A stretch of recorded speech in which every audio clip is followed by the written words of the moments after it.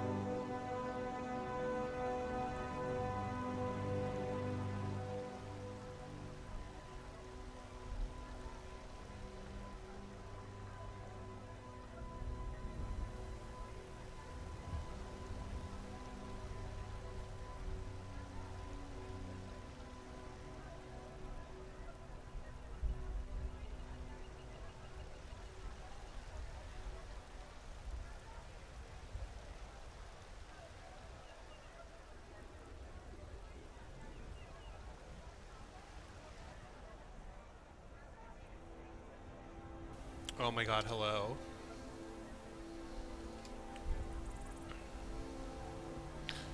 Foxgloves, strawberry seeds. How kind of you to join me today. Why is my headset blue? I mean, I don't not like it. It's just, alright, well. Hello. Welcome on in. It do be glowing. I don't know why. I mean, does my hand glow blue? It kind of does. Oh, wait, hold on.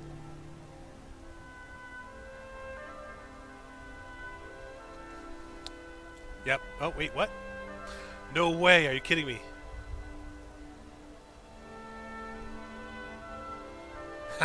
Okay.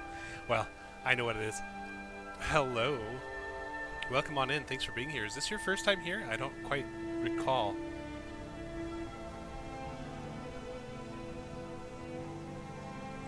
Wow. Alright. Sleepy Kitsune. Hello, Kitsune. Kitsuna. Sorry, I apologize. My eyes are not doing too great here. Hope you're doing well. Welcome on in. Thanks for being here. Thanks for your support. Hope you enjoy your stay. We'll be playing a little bit and then reading a little bit. Kitsuna. Kitsuna. Like a fox, except an ah instead of an eh. You had no idea that was how kitsune was pronounced? Tell me, Strawberry Seeds. Have you always thought kitsune? That's what happens when you only read words and not hear them. It's kitsune, but kitsuna. Okay. Right. I got you. Anyway, hello. Good to meet you, Kitsuna. Thanks for being here. I appreciate it. Hope everyone's day here has been okay so far. Fox Spirit. Name is Kitsuna. Very good. Very good. Oh, they're approaching me now. Let's hear what. You there. We're looking for someone in Whitehall. We'll pay good money for information. I think I need to turn the music down a little bit. Let's see.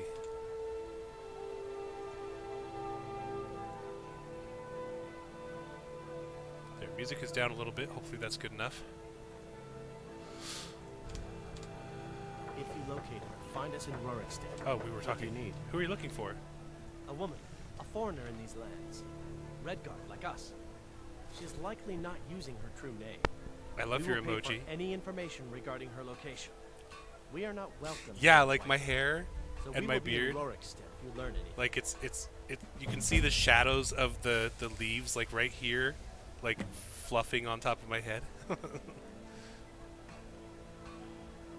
All right, so now we have to She talk. cannot hide from us forever.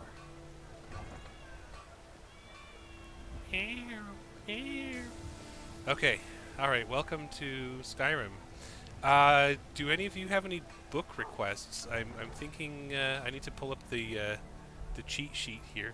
Oh, thank you for the hydrate. I appreciate that.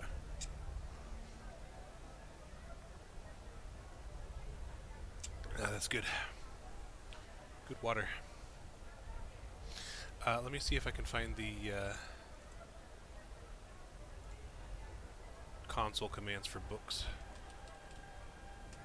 There we go.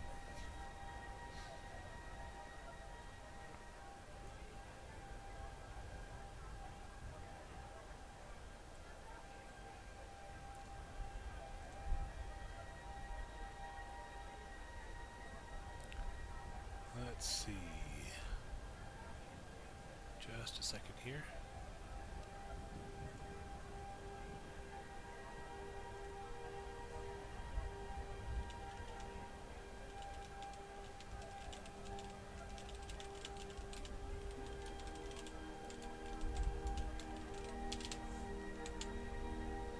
Alright, so we have some books to choose from. Oh, messages and messages to read. I think we could do the Accords of Madness. 6, 9, and 12. I don't think there are any Accords of Madness that have been kept in game. Yeah, those are the only 3 books that are available in the game. The rest is like per lore lost to the times or whatever. But let's start with the Accords of Madness 6, which is 1A FB2. Okay. Alright.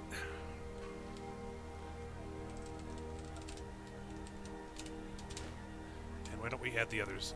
FB1 and FB3. So FB3 is next, and then FB1 is... What was it?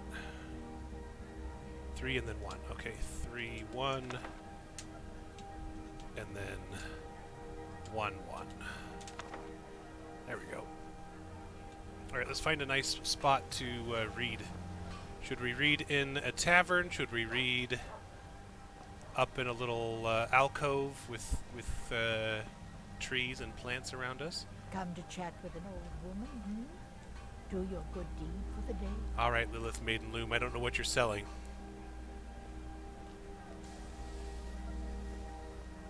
Come to the Cloud District often? I thought not. Do you get to the Cloud District very often? Oh, what am I saying? Of course you don't. Alcoves are lovely. Alright, let's go to an alcove. Did it? You killed the dragon. Oh, I did kill the dragon, didn't My I? friend Maven and I. Have you met Maven? Let's see, where are we at over here? Maybe up this way. That old lady is scary. You know? What are you looking at? I'm not afraid of you, you know, even if you are my elder. You can hear me? Oh, stream is frozen? Oh.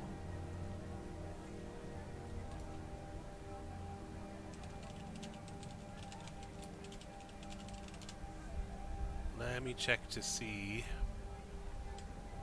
what's going on with the stream here, huh?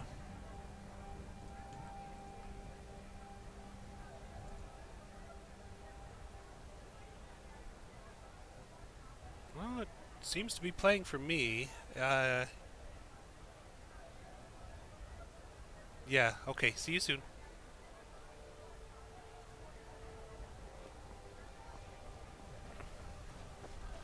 Alright, I think we're going to go back to our little, maybe we could do our spot over the river? Welcome back. Hello, Strawberry Seeds. Now you have ads. Oh.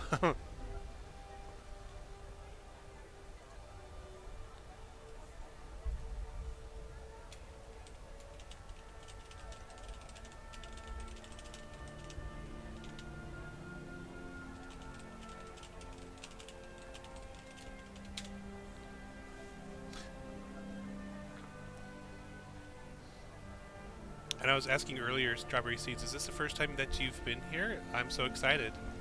I don't recall, honestly. I'm sorry if you have been here before. Refresh helped. You don't know what that was about. Well, welcome back. Let's see. I think that's the prison? Or the Hall of the Dead. Okay. Where's our little spot? Oh, butterflies. Hello, butterflies. Been in the past, but not since you got back into it again. Oh, so it's been like a year or two. Alright. I don't want to listen to that guy preaching. I think it's over here. Come to chat with an old woman, hmm? Do your good deed Lilith for the Maiden day. Loom, you are still as scary as before. I'm sorry. Do you get to the Cloud District Oh my very often? gosh. Nazim, What go am I away. saying? Of course you don't. Y'all, if I kill Nazim, no one's going to be angry, right? Here's the little place. Alright. We're going to sit in this bench. And we're going to read some books. We're going to read some books. Meow. About to start painting, by the way, so I won't be typing a ton, but I'm still here listening.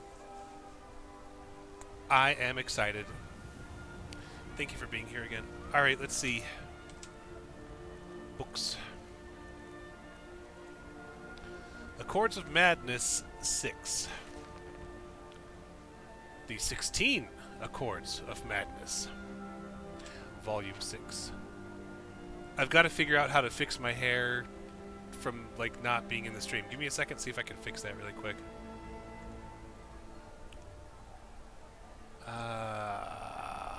Filters.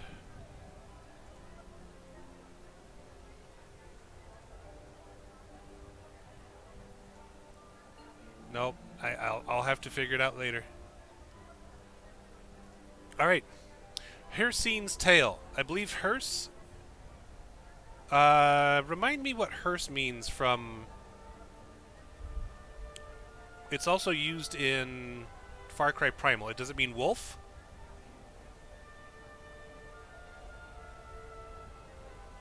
I think it means wolf.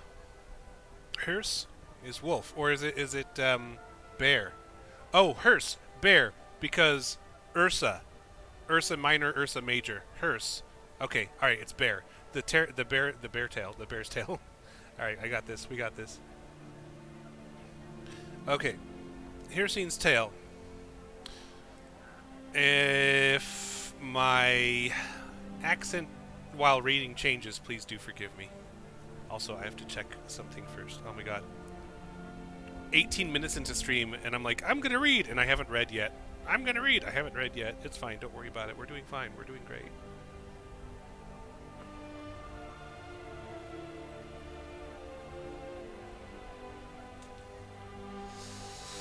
Over proud and boastful, Oblivion's mad prince stood one 5th day of mid-year among the frigid peaks of Skyrim, and beckoned forth Hircine for parley. The huntsman god materialized, for this was his day, and the boldness of Sheogorath intrigued him.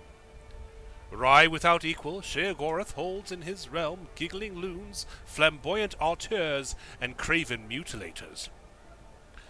The mad prince will ply profitless bargains and promote senseless bloodshed for nothing more than the joy of another's confusion, tragedy, or rage.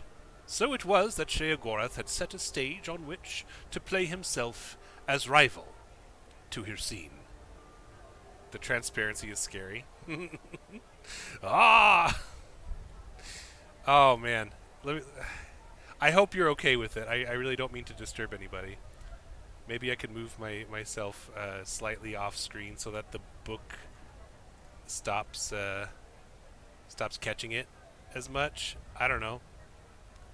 Intentions on frustrating you. It's all good. All good. It's okay. All right. Thank you. I appreciate that. We'll see how it goes. Without haste, the coy prince proffered his contest. Each prince was to groom a beast to meet at this place again, 3 years to the hour, and do fatal battle. Expressionless behind his fearsome countenance, Hircine agreed, and with naught but a dusting of snow in the drift, the princes were gone to their realms. It's more funny, yeah. My head is the game. See? The game is in my head. Confident, but knowing Sheogorath for a trickster, Hircine secretly bred an abomination in his hidden realm. An ancient Daedroth he summoned, and imbued it with the foul curse of lycanthropy. Of pitch heart and jagged fang, the unspeakable horror had no peer, even among the great hunters of Hircine's sphere. In the 3rd year on the given day, Hircine returned, where Sheogorath leaned, cross-legged on a stone, whistling with idle patience. It was a nice rhyme. The prince of the hunt struck his spear to the ground, bringing forth his unnatural, snarling behemoth. Doffing his cap, sly as ever, Sheogorath stood and stepped aside to reveal a tiny, colourful bird perched atop the stone. Demurely it chirped in the bristling gusts, scarcely audible. Where am I from? Murica! In a twisted, springing heap, the Daedroth was upon the stone, leaving only rubble where the boulder had been. Hello, and Electra. Welcome on in. Thanks for being here. Hope you enjoy story time. In a twisted, springing heap, the Daedroth was upon the stone, leaving only rubble where the boulder had been. Thinking itself victorious, the monster's bloodied maw curled into a mock grin, when a subdued song drifted in the crisp air. Very cozy. The tiny bird lightly hopped along the snout of the furious Daedroth. Sheogorath looked on, quietly mirthful, as the diminutive creature picked at a bit of detritus caught in scales betwixt the fiery eyes of the larger beast. With howling fury, the were-thing blinded itself, trying to pluck away the nuisance. And so it continued for hours, Hircine looking on in shame, while his finest beast gradually destroyed itself in pursuit of the seemingly oblivious bird, all the while chirping a mournful tune to the lonesome range. Livid but beaten, Hircine burned the ragged corpse and withdrew to his realm, swearing in forgotten tongues. His curses still hang in those peaks, and no wayfarer tarries, for fear of his wrathful aspect in those obscured heights. Turning on his heel, Sheogorath beckoned the minuscule songbird to perch atop his shoulder and strolled down the mountain, making for the warm breezes and vibrant sunsets of the Abetian coast, whistling in tune with the tiniest champion in Tamriel. Did you answer my question? I'm sorry, I'm playing Minecraft. I'm from Merca. Merca. The place where things are talked about that I don't plan on talking about. Alright. So that was the Accords of Madness, the 16 Accords of Madness, Volume 6. Just mentioned accent, so... Oh, yeah. There will be... Oh, thank you for the follows, and Electra and Kitsuna. I appreciate that very much. Are you Liberian? I'm a librarian. Oh, sorry. Are you I like your accent. Where you're from?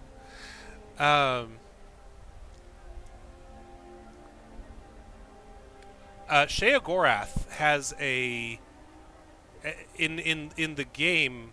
He's given kind of like a Scottish-Irish accent, and so as I'm narrating, if Shea Gorath has anything to say, I'm going to try to match his lunacy with his accent. So we're gonna see if this 16 Accords of Madness version 9 has anything to say for that. Let's see. Alright, that is splendorous. Yes, indeed. 16 Accords of Madness, Volume 9. Vermina's Tale. Darius Shano found himself running as fast... Is it Shano? Darius Shano? I feel like that's more appropriate. Painting little wooden blocks that you'll be gluing together to make a Minecraft flower? Oh my gosh, I love that. Darius Shano found himself running as fast as he could. He had no idea what he was running from or towards, but he didn't care. The desire saturated his mind. There was nothing in the world except flight. He looked around for landmarks, anything to place himself or to use as a target. But to no avail. The featureless grasslands through which he was sprinting extended as far as the eye could see. Just have to keep running, he thought to himself. I have to run as fast as I can. On and on he ran, with no end in sight or in mind. Standing over Darius Shano while he lay quietly in his bed were his mistress, Vermina the Dreamweaver, and the mad god Sheogorath. Vernima, I think it's intentionally misspelled by the game developer, but made to look like a misspell of the person who recorded this tale, which is kind of like self-aware to a beautiful degree.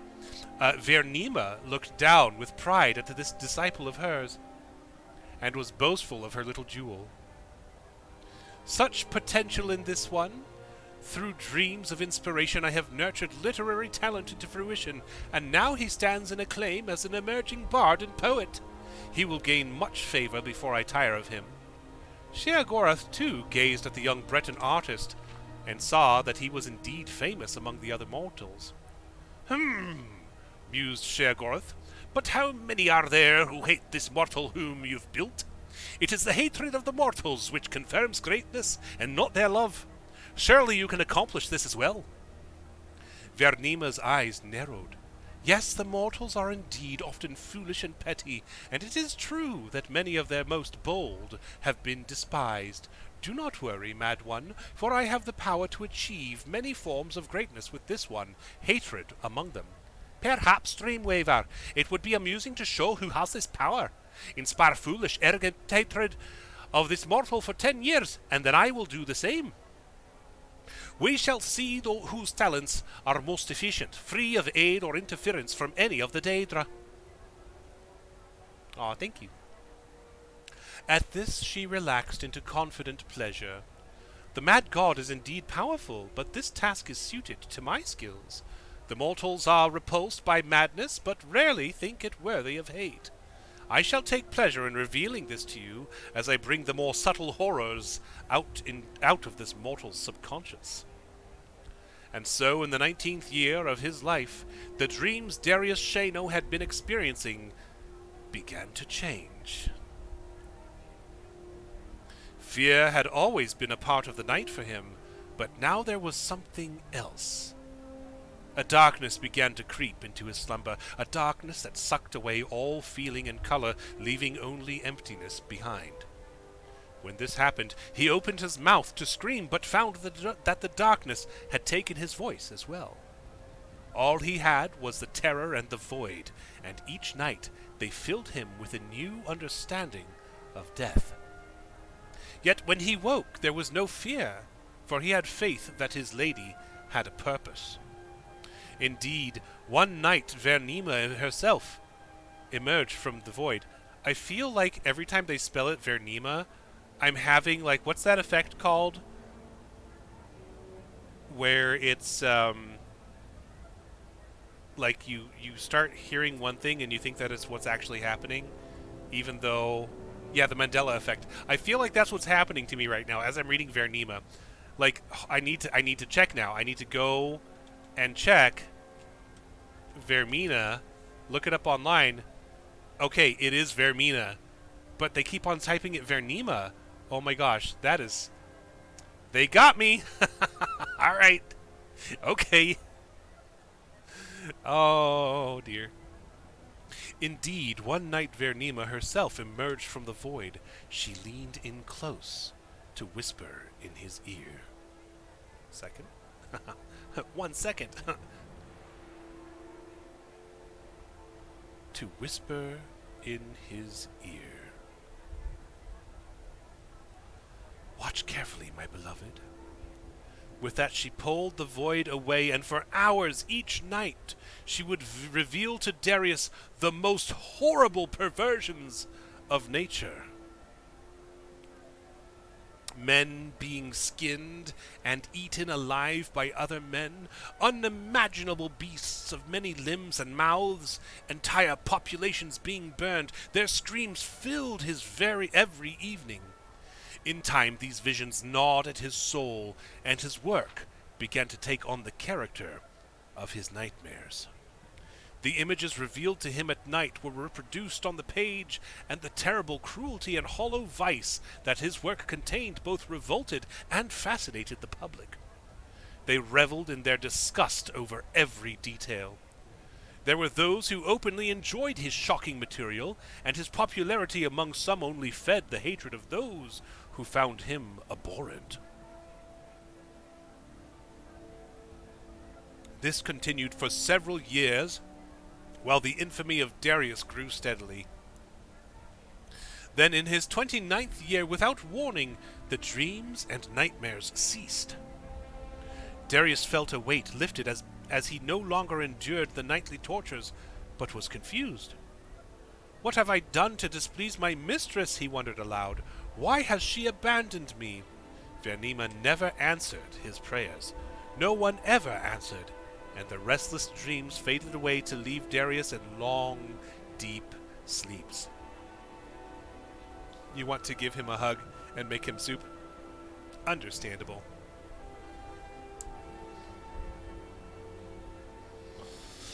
Interest in the works of Darius Shano waned.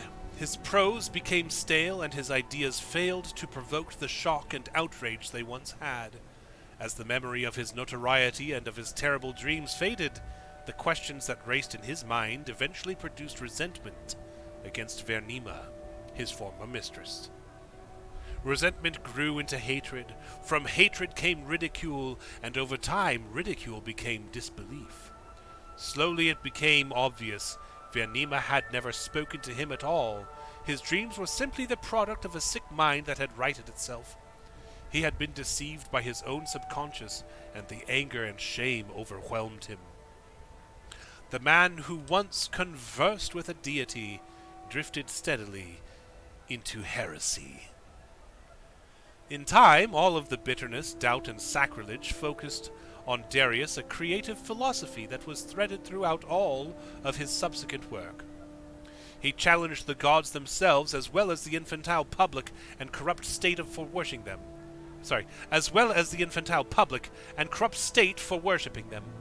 He He mocked them all with perverse caricatures, sparing no one and giving no quarter.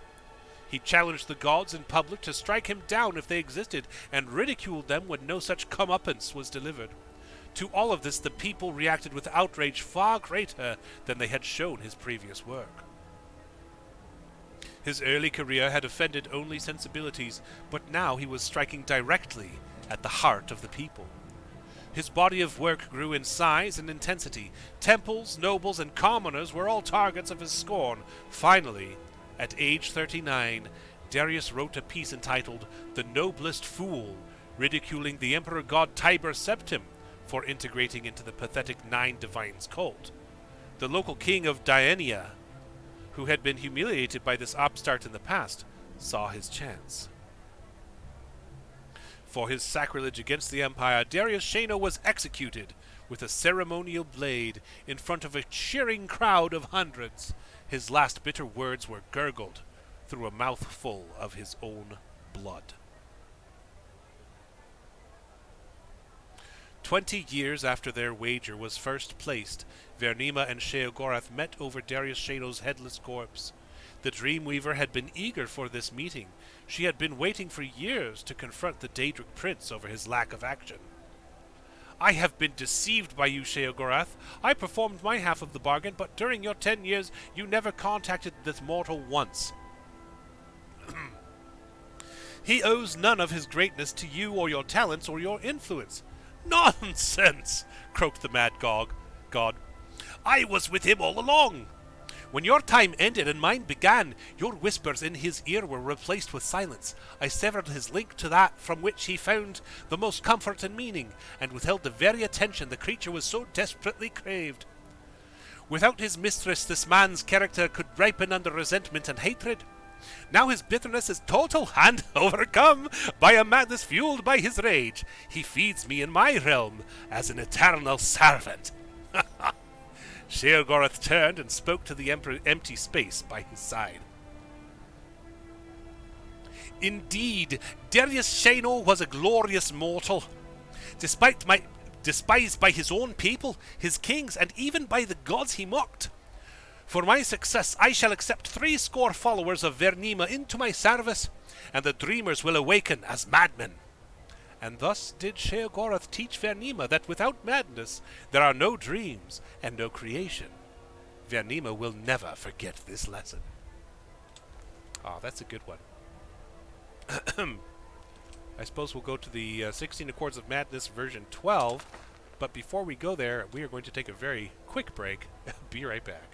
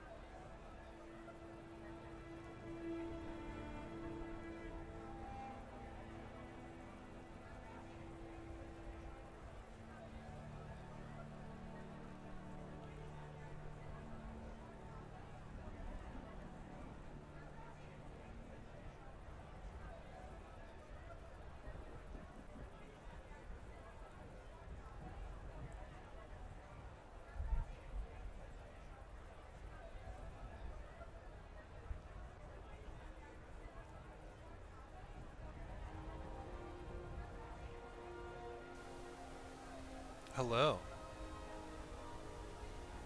And thank you for the leap, lurk, Kitsuna. And yippee! Thank you for thank you for typing, despite having only one hand with which to type. The leak, lurk, lurk, lurk, leak, lurk. All right. 16 Accords of Madness, Volume 12. And by the way, I haven't read these books in years, so these are all dry reads. I hope that's okay if I make mistakes.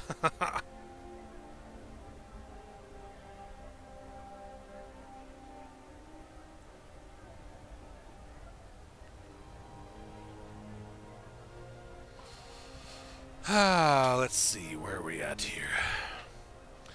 Malakath's Tale. Now, for those of you who don't know, Malakath is the patron god of the orcs, and is all about war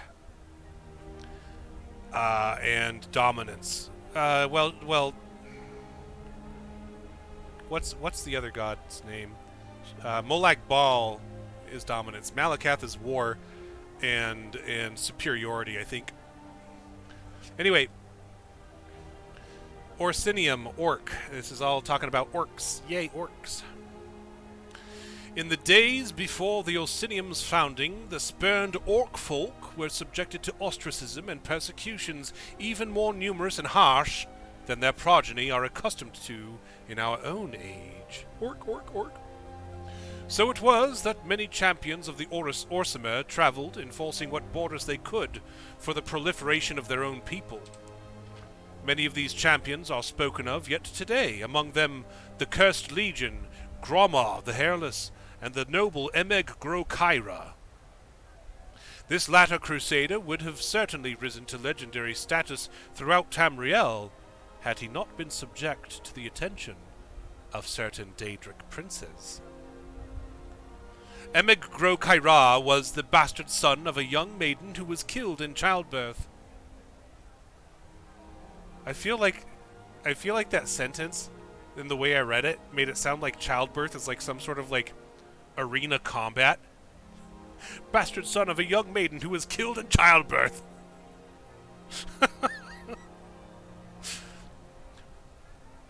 He was not far from the truth. Yes, understandable.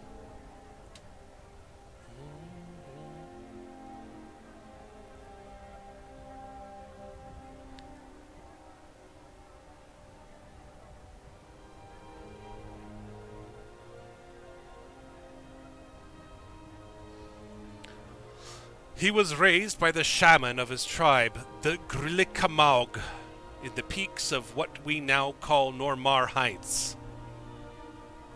Late in his 15th year, Emeg forged by hand an ornate suit of scaled armor, a rite of ascension among his tribe. On a blustery day, he pounded the final rivet, and draping a heavy cloak over the bulky mantle, Emeg set out from his village for the last time. Word of his exploits were always returned home. Whether defending merchant caravans from brigands or liberating enslaved beastfolk, news of the noble orc crusader began to grace even the lips of Bretons, often with a tinge of fear. Less than 2 years after ascending to maturity, Grokaira was making camp when a thin voice called out from the thickening night. He was surprised to hear the language of his people spoken by a tongue that obviously did not belong to an orc. "Lord Kyra," said the voice, "tales of your deeds have crossed the lips of many, and have reached my ears." Peering into the murk, Emeg made out the silhouette of a cloaked figure, made wavy and ephemeral by the hazy campfire. From the voice alone, he had thought the interloper an old hag, but he now decided that he was in the presence of a man of slight and lanky build, though he could discern no further detail. "Perhaps," the wary orc began, "but I seek no glory. Who are you?" Ignoring the question, the stranger continued, "Despite that, Orsimer, Glory finds you, and I bear a gift worthy of it. The visitor's cloak parted slightly, revealing nothing but faintly glinting buttons in the pale moonlight. Aw, thank you. I'm glad you like my orc voice. And a bundle was withdrawn and tossed to the side of the fire between the two. And Meg cautiously removed the rags in which the object was swathed, and was dazzled to discover the item to be a wide, curved blade with ornately decorated handle. The weapon had heft, and Meg realized on brandishing it that the elaborate pommel disguised the more practical purpose of balancing the considerable weight of the blade itself. It was nothing much to look at in its present condition, thought the orc, but once the tarnish was cleaned away and a few missing jewels restored, it would indeed be a blade worthy of a champion 10 times his own worth. Her name is Neb Crescent, spoke the thin stranger, seeing the appreciation lighting Grokaira's face. I got her for a horse and a secret in warmer climes, but in me old age I'd be lucky to even lift such a weapon. It's only proper that I pass her on to one such as yourself. To possess her is to change a life forever. Overcoming his initial infatuation with the arc of honed steel, Meg turned his attention back to the visitor. Your words are fine, old man, Meg said, not masking his suspicion. But I'm no fool. You traded for this blade once, and you'll trade for it again tonight. What is it that you want? The stranger's shoulders slumped, and Meg was glad to have unveiled the true purpose of this twilight visit. He sat with him a while, eventually offering a stack of furs, warm food, and a handful of coins in exchange for the exotic weapon. By morning, the stranger was gone. In the week following Meg's encounter with the stranger, Neb Crescent had not left its scabbard. He had encountered no enemy in the woods, and his meals consisted of fowl and small game caught with bow and arrow. The peace suited him fine, but on the 7th morning, while fog still crept between the low-hanging boughs, Meg's ears pricked up at the telltale crunch of a nearby footfall in the dense snow and forest debris. Meg's nostrils flared, but he was upwind. Being unable to see or smell his guest, and knowing that the breeze carried his scent in that direction. How much you're enjoying these stories with no background knowledge. I am so glad. Meg's guard was up, and he cautiously drew Neb Crescent from its sheath. Meg himself was not entirely sure of all that happened next. The first moment of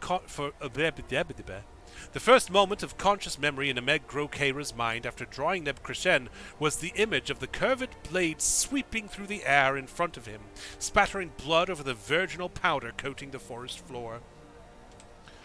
The second memory was a feeling of frenzied bloodlust creeping over him, but it was then that he saw for the first time his victim, an orc woman, perhaps a few years younger than himself, her body a canvas of grisly wounds, enough to kill a strong man 10 times over. Meg's disgust overwhelmed the madness that had overtaken him, and with all his will enlisted, he released Neb Crescent from his grip and let the blade sail. With a discordant ringing, it spun through the air and was buried in a snowdrift. Meg fled the scene in shame and horror, drawing the hood of his cloak up to hide himself from the judging eyes of the rising sun. The scene where Meg Grokaira had murdered one of his own kind was a macabre one. Below the neck the body was flayed and mutilated almost beyond recognition, but the untouched face was frozen in a permanent expression of abject terror. It was here that Sheogorath performed certain rites that summoned Malakath, and the 2 Daedric lords held court in the presence of the disfigured corpse.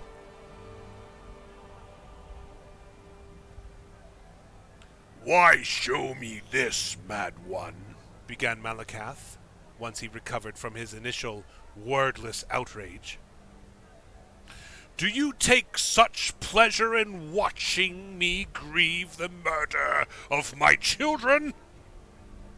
His guttural voice rumbled, and the patron of the Orismer looked upon his counterpart with accusing eyes.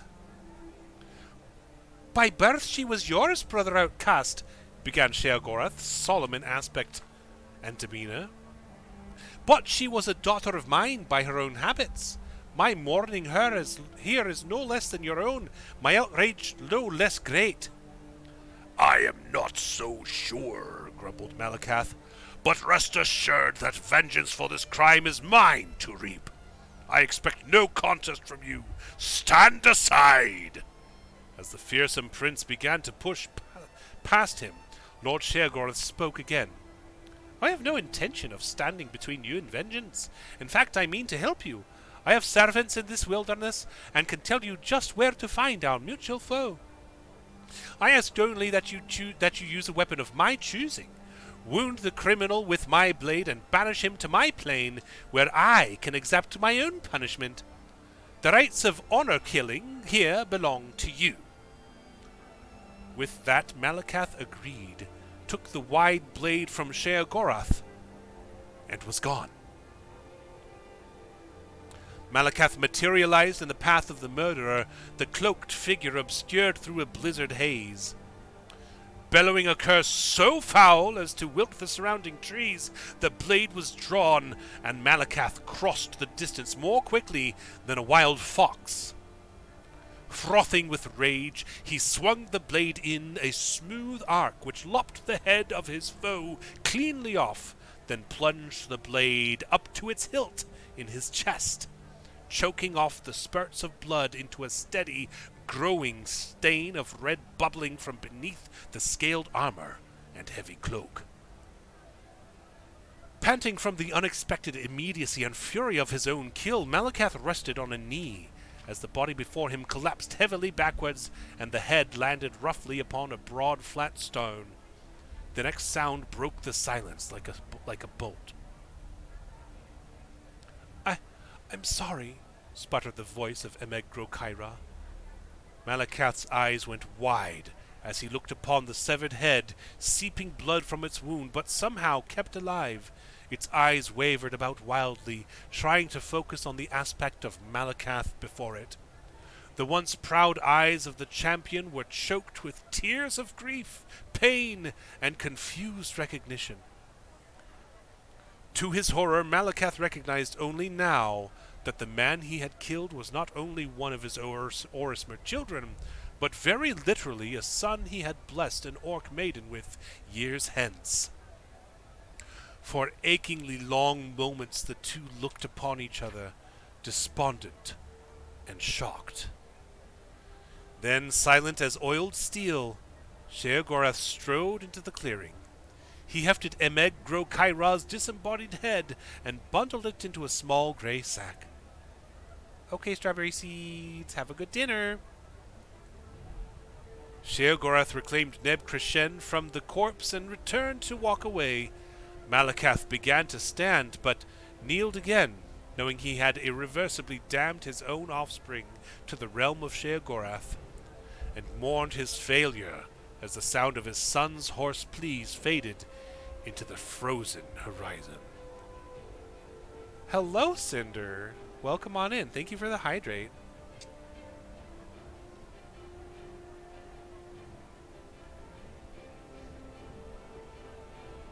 I don't know about you, but the writers for this game, top notch. Not feeling playing Lethal Company, had a difficult evening. Well, thanks for being here, even with the difficult evening.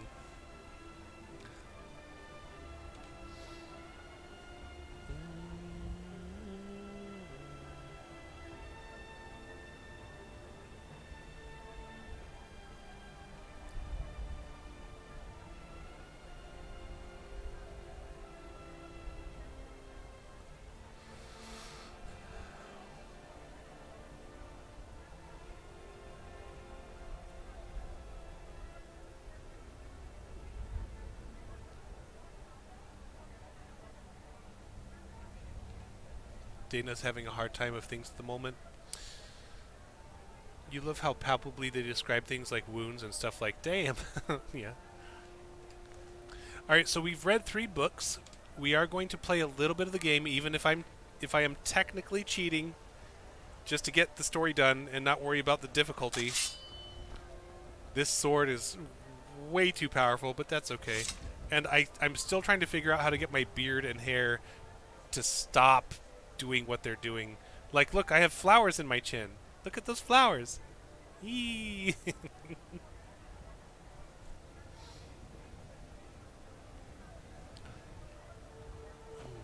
Let's see. All right. So we've read the 3 books of Sheogorath, and I am so pleased. I wish there was a place for Sheogorath. Patron of the great clan Battleborn. All right, Battleborn, buddy. I'm sure you know well. Let's see. Oh, we gotta talk. We gotta talk with the guy with the stuff. Let's go. Chop it up a little bit, you know.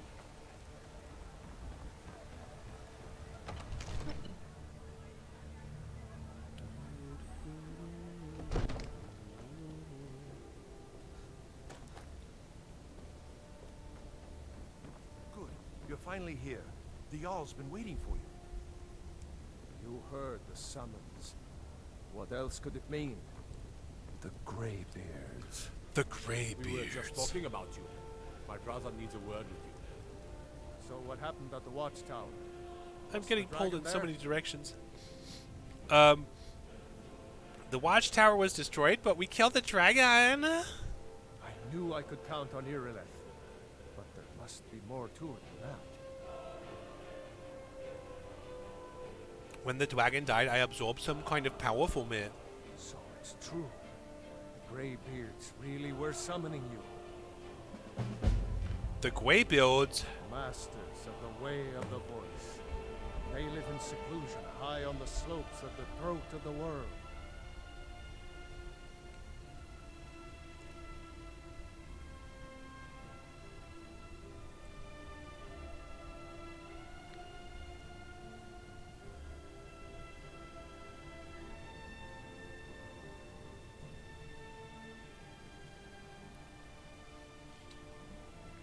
What does these Greybeards want from me? The Dragonborn is said to be uniquely gifted in the voice. The ability to focus your vital essence into a thum or shout. Thum? If you really are Dragonborn, they can teach you how to use your gift. Didn't you hear the thundering sound as you returned to Whiterun? That was the voice of the Greybeards, summoning you to High Hrothgar. This hasn't happened in centuries, at least. Not since Tiber Septim himself was summoned when he was still Talos of Atmora. Rangar, calm yourself. What does any of this Nord nonsense have to do I with see our what you're friend doing, here? Cinder. I'll be right there with that. Capable as he may be, I don't see any signs of him being this, what, Oh my god, are you kidding me? Okay. Not All right. nonsense. Why, you puffed up ignorant. These are our sacred traditions that go back to the founding of the First Empire. Hrongar, don't be so hard on I'm others. so glad I put a limit on that. I meant Good no lord. disrespect, of course. I have to change the limit though. It's Y'all are just gonna that- get. What do these Greybeards want with him? Ah man, I've got That's 3 the Greybeard's tesseracts. Oh, business, 2 now because I not said it. ours. I'm just kidding. We'll get you Whatever proper 3. happened when you killed that dragon? It revealed something in you, and the Greybeards heard it. If they think you're Dragonborn, who are we to argue? You'd better get up to High Hrothgar immediately. There's no refusing the summons of the Greybeards. It's a tremendous honor. I envy you know. To climb the 7,000 steps again. I made the pilgrimage once. Did you know that? High Hrothgar is a very peaceful place. Very disconnected from the troubles of this world. I wonder that the Greybeards even notice what's going on down here. They haven't seemed to care before. No matter. Go to High Hrothgar. Learn what the Greybeards can teach you. You've done a great service for me in my city, Dragonborn. By my right as Jarl, I name you Thane of Whiterun.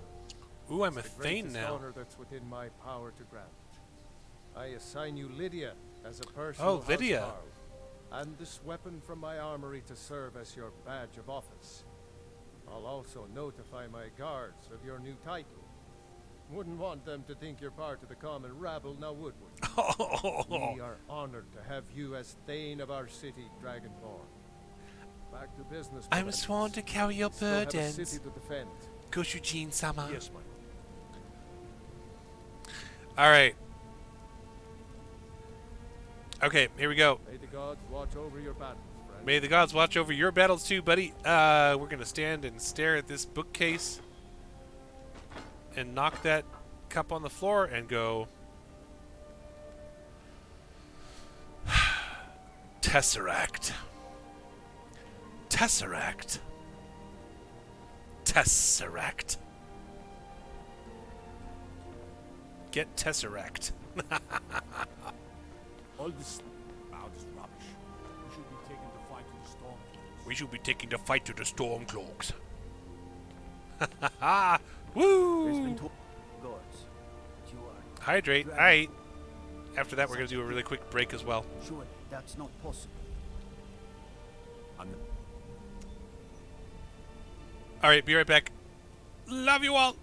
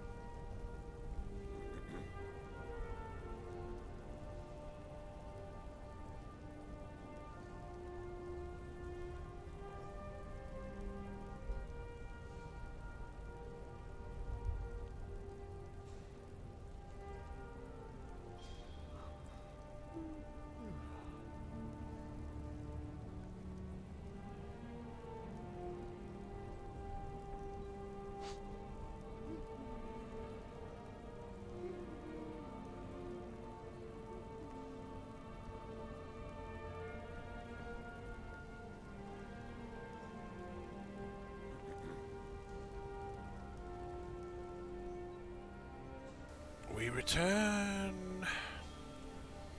Hello, hello.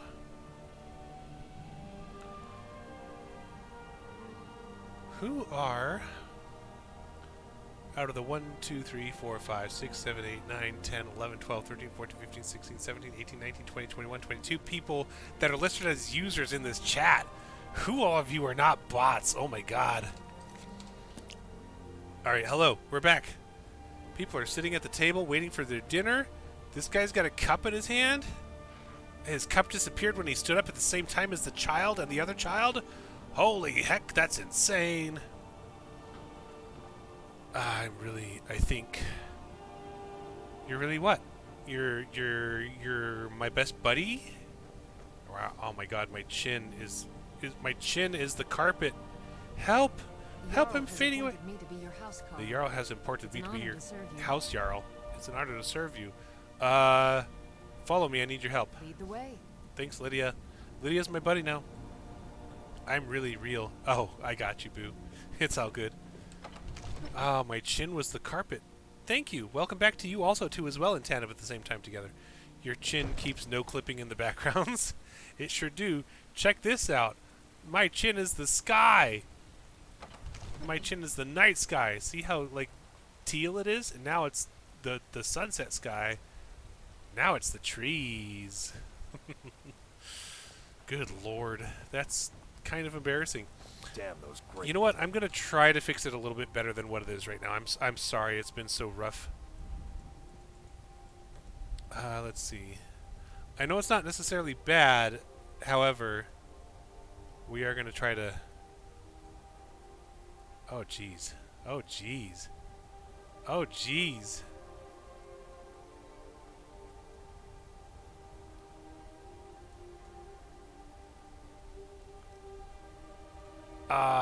Okay, well... They want to back the storm close. That's at least a little bit better, right? Like, you can still... Nah, it's still just as bad. Okay, well, we'll figure it out some other day. I just need to get a new green screen. That's what I need. Or, hold on. Let's try this.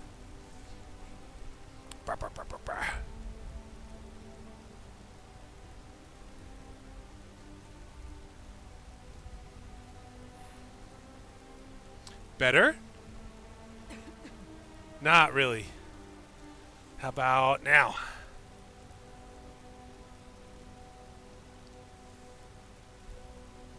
Okay. All right, we can deal with that, right? Avelstein, Greymane, and I were best That's friends okay. as Let's do that. I see We're that good. trait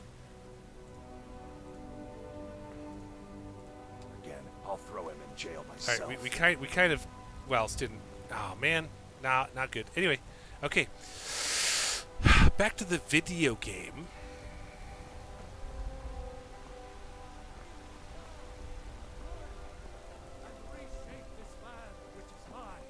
My cousin's out fighting dragons, and what do I get? Guard.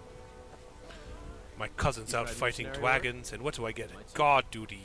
I most petty thievery and drunken duels. I love how you can just like take hanging moss from the stalls. Like, oh look, this stall has hanging moss on it. I'll just take it. Lydia, can you wait here Right forever? behind you. Just wait here. Just wait As right you here. wish, my friend. Thank you, Lydia. You are so Lydia-like. Shishlom?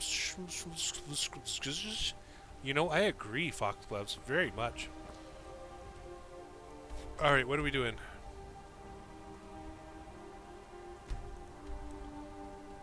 Yeah, you're welcome. Yeah, heck yeah. Speak to the Greybeards. Alright, we're going to the Greybeards, my friends. We're going to the Greybeards. Whiterun Stables, yes. After we get to the Greybeards, we're going to do some more story time. And I would like for any of you who are looking up books on the Elder Scrolls 5 wiki to find a book you would like for me to read. I would love suggestions from the chat. I can take you to any of the whole I'd like to hire Where do your you want to go? carriage. Riften, 20 gold. Climb and back, and we'll be off. How much golds do I has? 880 gold, very nice. If you've Now I have never been to 860 gold. Riften, be sure to visit the Blackbriar Meadery. A few mugs of that, and you'll forget all. Alright, let's take a look.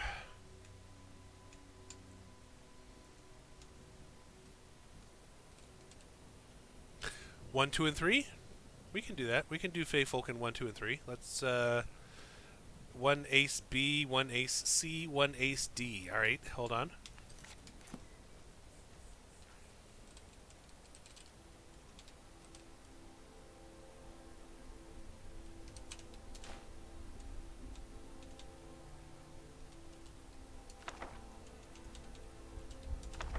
Alright, we got 3 books added.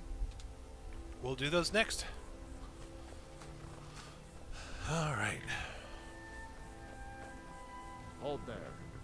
Before I let you into Riften, you need to pay the visitor's tax. What's the tax for? What that mouth do? Wait, what? For the privilege of entering the city. What does it matter? This is obviously a shakedown. All right, keep your voice down. You want everyone to hear you? I'll let you in.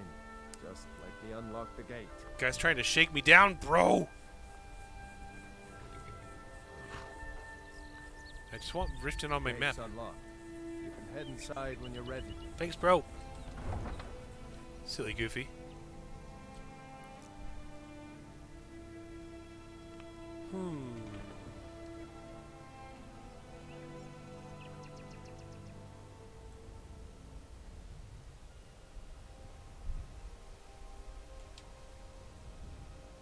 Hello, PR3 Moonlight. How are you today?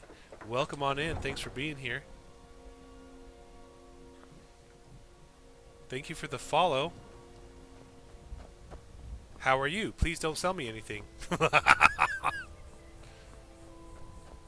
Alright, we are going to the Greybeards. Pew, pew, pew. Way over here. Oh, come on. Alright, we got to go to Ivarstead. West. West we go.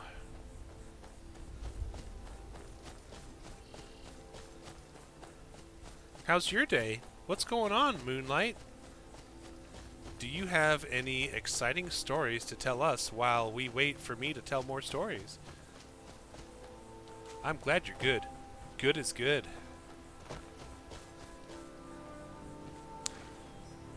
What's poppin', Jimbotron?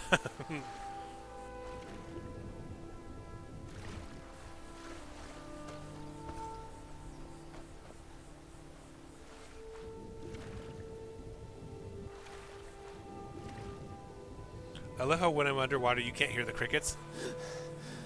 Oh, I'm breathing. I'm having a rough time breathing.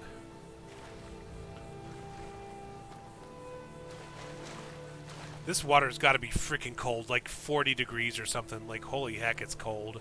Like, can't you tell by, like, the mist in the mountains? It's got to be freaking cold. Well, funny thing, I left my keys in my car. Everybody left, so I'm stuck at work. Oh, no. Oh, no. Are you talking about the song Fox loves? Misty mountains. Moonlight, am I here to, like, distract you from being distressed? Oh my gosh. That's a lot to take in.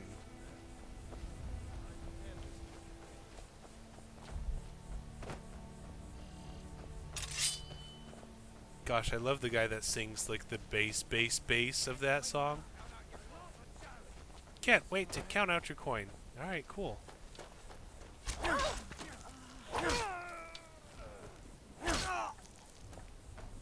Don't hurt me, I'll hurt you back. What is this place?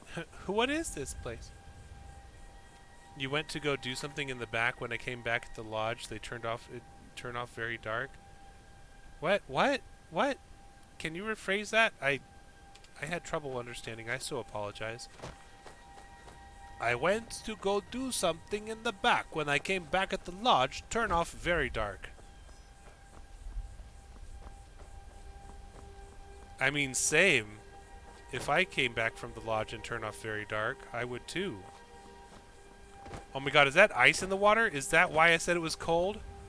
Such a troublesome predicament. I hope that your keys are soon retrieved. Yeah. Like, so everyone's gone, you're at work, you're stuck, you've got places to be, but, like, is someone coming to get you? Oh!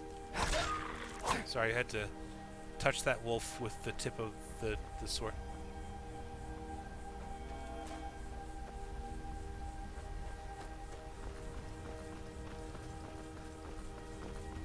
A woo. Butterfly. Got him. I caught a blue butterfly. I'm gonna eat that blue butterfly. Watch me. Watch me eat that blue butterfly. I ate a blue butterfly.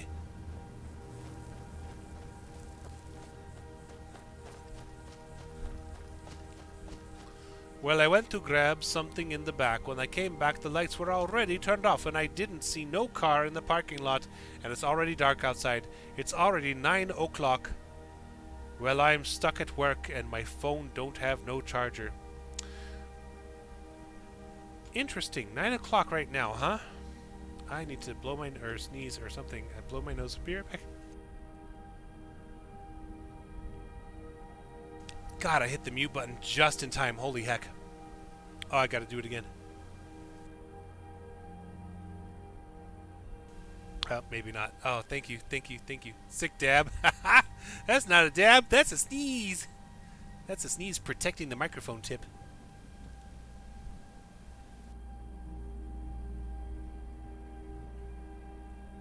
Hang on, damn.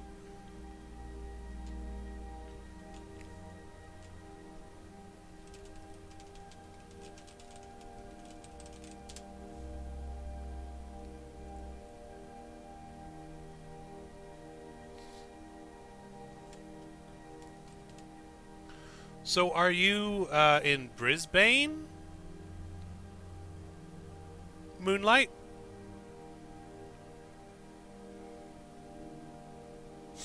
Because it's 9:27 in Brisbane.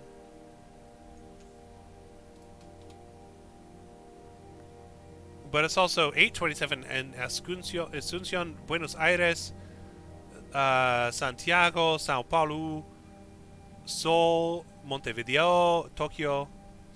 Funny thing, you find a way to get out of the work to open the window and close the window to my car gift. My keys back to work, lock the window, and leave. Well, good luck. I'm curious as to where you are because 8 and 9:27 have some very curious places. English sucks right now. English, Spanish. Oh, that's okay. I don't speak a lot of Spanish, but good to know. Good to know. Now that I've sneezed like 7 times, I will be right back to blow my nose. Nobody look. Oh, you can't because I'm turning off.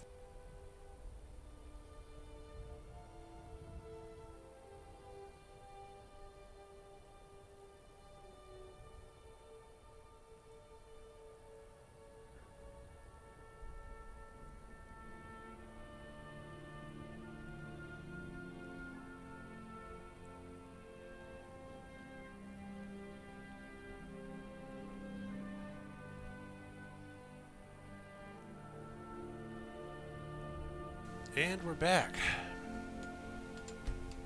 I have cleared the passages of my nasal capacity of my skull. We're good. Well, that's a very interesting predicament that you are finding yourself in, Moonlight. Can you tell me more about how you found your way here? Would you like... are you excited for story time as a distraction while you wait for whatever you need to do?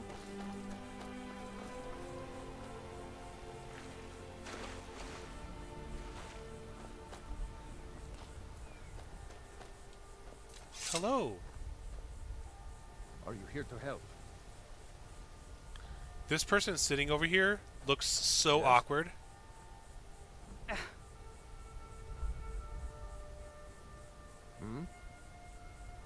Mob, if you're going to come back into the door, why not just go out the door? Hello, mob! OMG, their hands. Exactly. I Hello, will take Stelia. back my family's castle. I will take back your family's castle also too as well in Tam at the same time. Yes?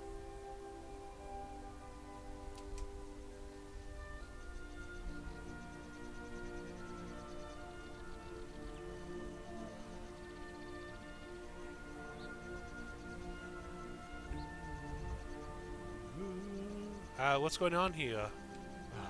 Finally, reinforcements have arrived. I'm not reinforcements, I'm reinforcement. It better be good. Why should I help you? We left to help with the war, and these filth bags swooped in and seized the place. My family is in there. I suspect Brewer had planned this. There's been bad blood between us since the king's death. But to invade my home, kidnap my family. Good day. Good day. Yeah, Need something? yeah. Have fun, guys. Like, whatever you're planning on doing, I don't want any part of that.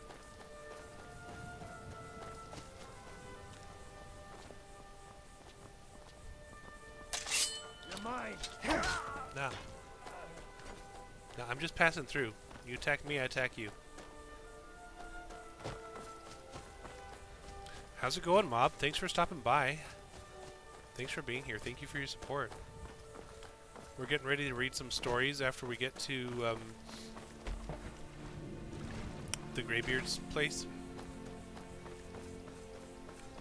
Foxlove's picked out some stories that I don't recall reading, but I'm excited to.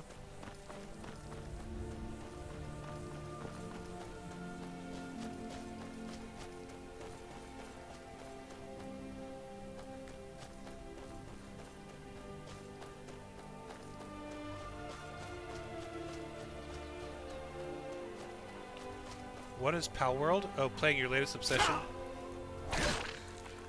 As the Pokemon with guns. Yeah, Pal World is a very fascinating, interesting game. I think Nintendo has already issued a copyright claim. It is very much like Ark. I've been watching other people play it. I have not played it myself. I've been watching other people play it. It's very much like Ark Survival Evolved. But yeah. Which took much longer than you thought. Welcome back! Hi, we haven't read much more. Once we get to a certain place in the game, we will be reading a little bit more. And I think after these 3 books that I read, we will probably be taking a hiatus for the night. And I've got 20 hours worth of work in the next 2 days. So more story time will probably be Wednesday.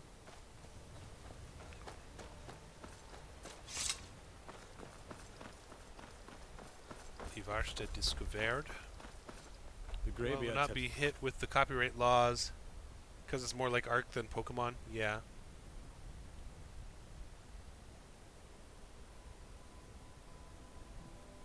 Wednesday is your only day off work. Well, Wednesday it'll be. Thank you for the follow, by the way. Yay, Valentine! I'm in the Dragonborn to High Rothgar. Such a thing has not happened for hundreds of years.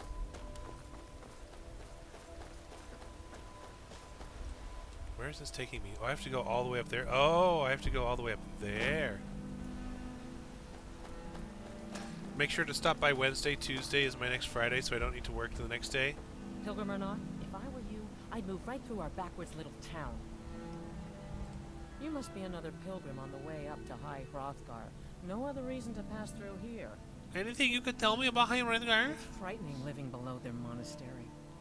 Sometimes I swear I can hear strange noises rolling down from up there. It sounds like thunder, but there's never any rain. What do you make of that? I have cabbages to sell. Cabbages? Would you like my cabbages? Someone farted. Yes. Sure, leave. Everyone else does. Sure, leave. Everyone else does. Yes, I'm taking your cabbages first, though. Oh my god, cabbages, cabbages, cabbages.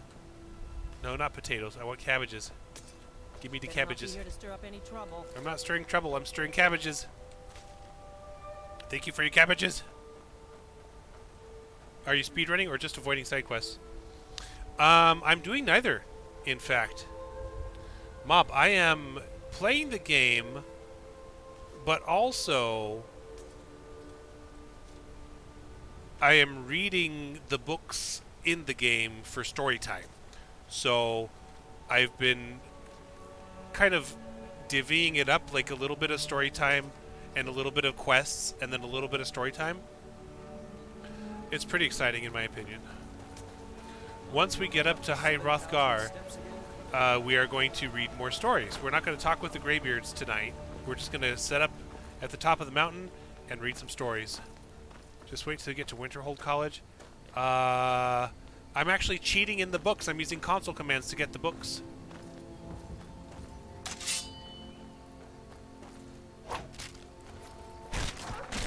Oh, I didn't need that animation. I just wanted to get it out of the way. I didn't want to actually, like, watch me kill a wolf. I love wolves. That's a good emoji, Moonlight. But yeah, we do have Winterhold College on the list of things to get to, and such. Keep an eye out for wolves if you're headed up the path to High Hrothgar. Alright, I keep an eye out for wolves. But yeah, Mob, we're just basically we're playing the game to read the stories as our first and foremost goal. And you can tell we are because my sword at the bottom of the screen says 5,881 damage, and my stamina says 7,000 stamina. So we're not here to like have a challenge. We're here to read the stories. Story guide, the volunteer at the library reading stories to us children. Oh my god. It's such a blessing. Thank you for saying that. I'm just reading stories. I just read the stories, okay?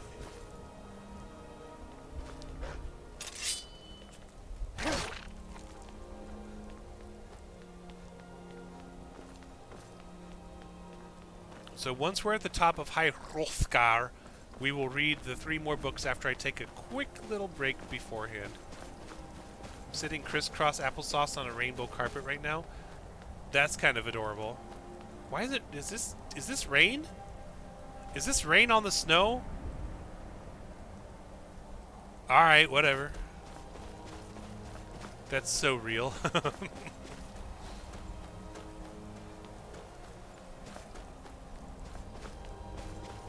Please, I want to sit on a blue spot. Okay, stop being adorable. I'm gonna cry.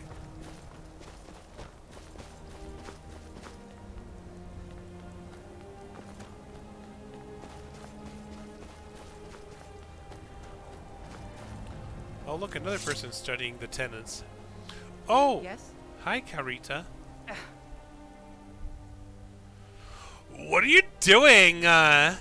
Walking the steps, meditating on the emblems. I make this trip every few years. All right, then. So these are actually etched tablets. I'll read this to you. I should be reading all of them as, like, part of the lore, but I'm just going to read this one to you. Kine called on Parthonax who pitied man. Together they taught men to use the voice. Then dragon war raged, dragon against tongue. These are little, as you climb the 7,000 steps to the Greybeards. Furious Ducks, thank you for the hydrate.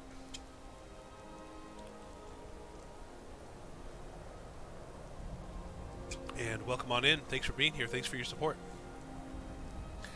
As you climb the 7,000 steps, you have these little etched carvings along the way.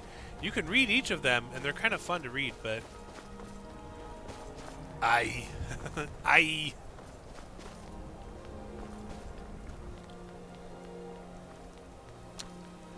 don't know. Oh, troll time. Let's go get a troll. He right there. Little fan.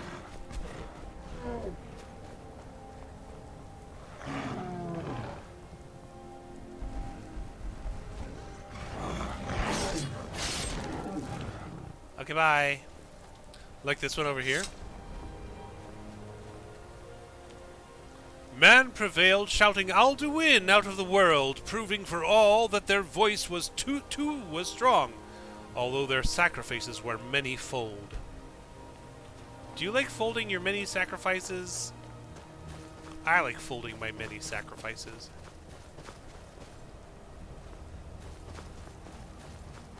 Moonlight. How you doing, Moonlight? Are you still locked out? Are you still stuck? Here comes another little etched carving. With roaring tongues the Sky Children conquer, founding the Fist Empire with sword and voice, whilst the dragons withdrew from this world. A lore stone. Oh gosh. Oh gosh. Hellblade lore stones. May 21st, everybody. Is it May 21st? Let me look it up.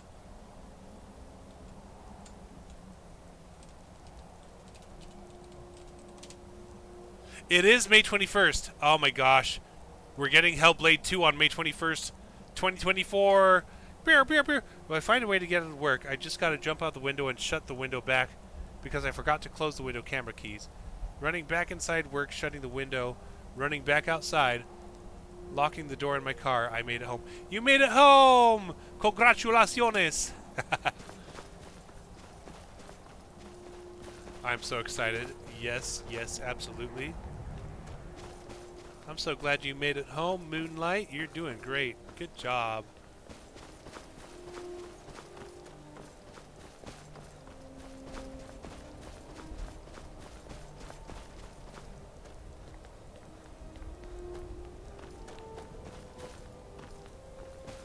Alright, we made it. We made it. We made it to High Hrothgar.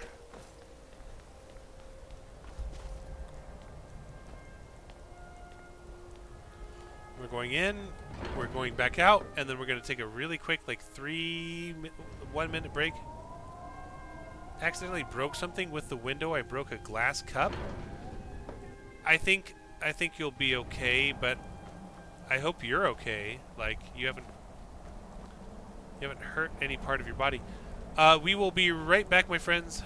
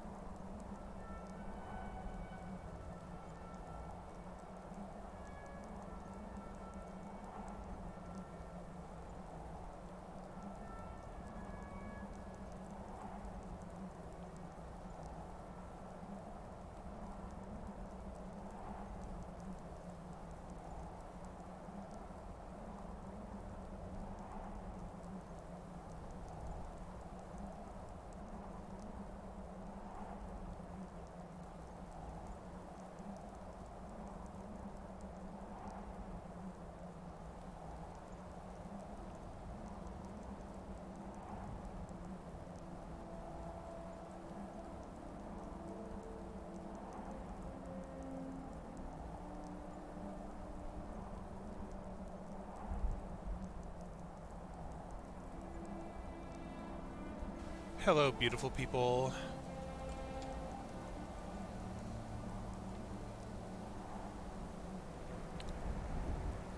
How can I hurt my ankle? Almost tripped off the window, but I'm happy that no one saw that me falling off the window. I hate when people see me being clumsy. Physicists fear me. Oh. I appreciate all three of you right now. So much. Also, I'm very confused about this weather because it's like super windy, there's snow everywhere, and it's raining. Can we think about that for a freaking second? Like, the wind is coming down like in big gusts like towards me, and the rain is falling straight down. I disagree with, you know what, maybe it's just another world. Maybe that's how the weather works this way. Next time your birthday comes up, you're not telling anybody it's your birthday because you don't want to repeat what happened last year. It's my birthday! Suddenly, like 17 assassination attempts. No, no, no, no! No! It's not my birthday, I promise! That's a little intense, I'm sorry. Okay, so we got to High Hrothgar. We don't have to tell the story from that location, however. We should move to somewhere more, I don't know, cozy? Let's go back to Riften. Why don't we? Why don't we go back to Riften?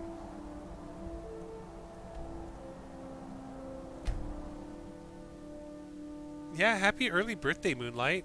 It's your birthday.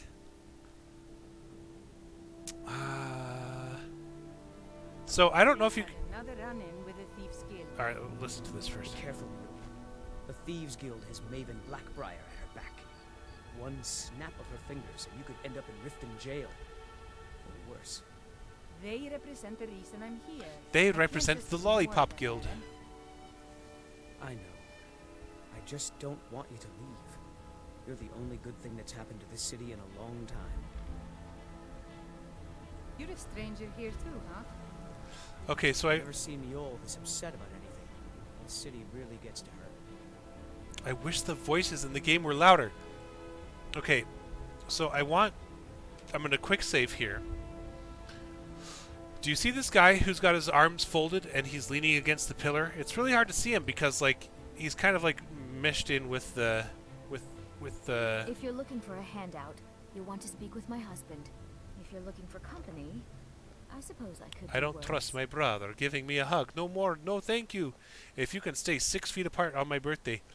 Oh my God! Did you get COVID? Oh man. That's what I'm assuming until you tell me otherwise.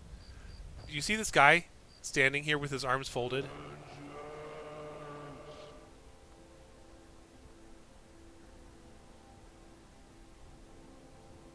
Who said vengeance? You tried to dodge him and he hit your head on the chair, almost had a concussion? Oh, crap. Did you all hear the word vengeance, like, suddenly in the game or something? Who said vengeance? Someone's trolling me right now.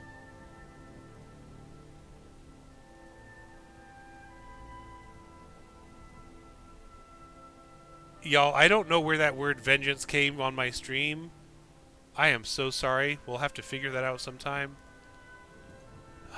Vengeance! Alright, cool. Maybe it's from the Mafia City stream? Hack Alvin's playing. Hold on, give me a second. I need to go lurk.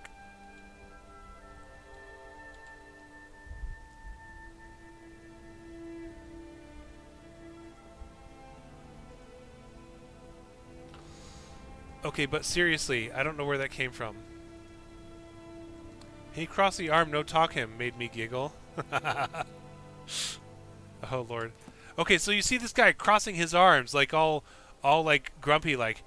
If you try to walk past him, like even if you try to like get on this other side of the birch tree. Hey, you, get over here. I want to talk to you. Hey, you, get over here. I want to talk to you. And like you sneak past him, like he still says, "I want to talk to you." However, get over here. If you go over here, unlock gate requires key, right? If you jump on this stump, and then jump on this thing over here. Come along, no more stops. We need to find our way to Solitude. Why are we even going to a wedding at this far-flung end of the Empire anyway? I told you, it's the wedding of Vittoria Vici. You can jump over it with a lot of spacebar presses. And these people, Plautus and Salonia Carvain, they're not supposed to be here. They just spawned in out of nowhere. Emperor's cousin, remember? Hopefully these gifts will put us in her good graces, secure that import deal, and lead the way. I'm supposed to meet these people on the road. Get away from me, you Skyrim trash. What? Get away from me. Yeah, we're not having that sort of conversation. You Skyrim trash. Just kidding. I'm not going to kill her. It's fine. We can time travel. It's just another reality. Turn of the dragon Uncalled for. and who among us could possibly End her. Finish her. Alright, so now we passed by the guy who's like, get over here. We're going to wait till 8 a.m. Well, 9 a.m. technically.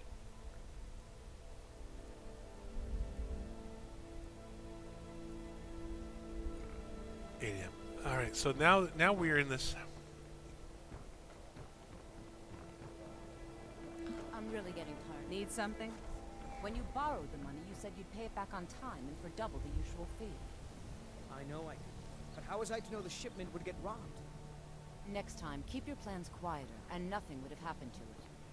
What? Are you telling me you robbed it? Why? Why are you doing this to me? Look, Chandra, last warning. Pay up or else. All I care Please. about is the gold. Please, I need Everything but a else is septum. your problem. A septum is all I ask. Is that so bad? Etta, you want a septum? I can't take this place anymore. The trees, all the colors, but the city's so dark. Why? It makes no sense. Etta, are you okay? Etta? The city is so dark it makes no sense? Sign of the devil! Sign of the devil! Smoke! Smoke! Fire! Fire! Here's a gold piece. Oh, thank you. Divines bless your kind heart. Gift of charity added. What's that?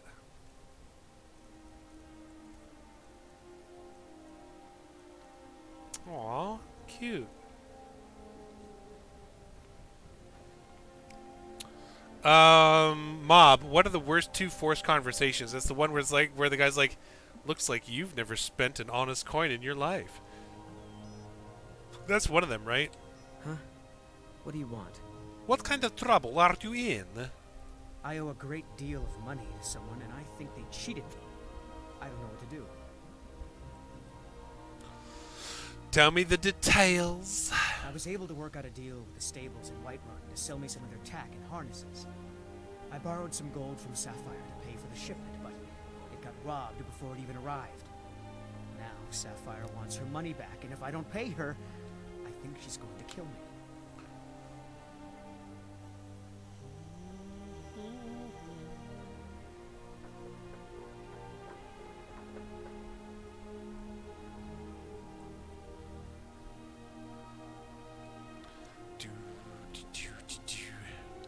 Mall at the beginning of the city and the other guy in the Thieves Guild. Yep, yep, yep. I'll help you pay off your debt. You will? Oh, thank you. The souls of the damned, and yes, extra cheese, please. All the cheese. You work at the Stiplers? Be careful with Sapphire. She mixes with all sorts of nasty... She's mixes with all sorts of nasty people? Oh, okay, cool. I do like a pepperoni. Okay, so it is kind of misty here, but like, is there a place you would like for me to read these stories about the Feyfeld? Maybe up on that balcony up there, if I can get there somehow? Buy some armor and live to tell about it. Like this little balcony up here, would that be fun? Let me grab this hanging moss. I think this balcony would be fun. Well, you should see one of my house in Skyrim is cover a bunch of cheese. I can barely get to the door because there's a bunch of cheese everywhere. Ronnie choice is just to keep eating cheese. Cheese house! The cheese house! Oh my god, Mafia City, what's going on? Blackbriar Manor. Alright, everybody. Can I help you? Can I help you? Mafia City, welcome on in. Hello, thank you for being here. Thank you for your support. I hope you are enjoying what's going to happen right now, which is, once I get upstairs, we're going to read some stories from Skyrim. Alright, let's go. Okay, bed and door to the balcony of Riften. That is cool. Oh, it's so fun. Look! Look, I have a place to, like, shout my stories to people. Let's turn off the little quest marker, though.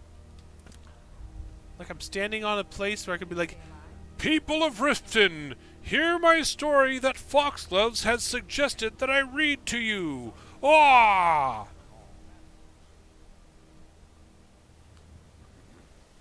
Alright, here we go. Books. Feyfolken 1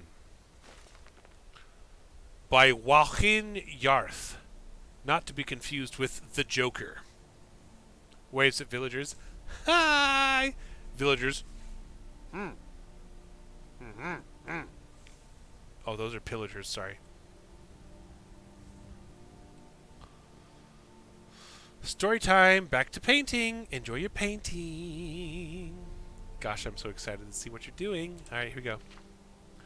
The great sage was a tall, untidy man, much like your storyteller, bearded but bald, not much like your storyteller. His library resembled him. All the books had been moved over the years to the bottom shelves, where they gathered in dusty conglomerations.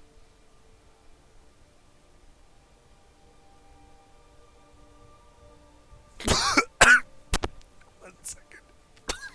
Give me a second, everybody.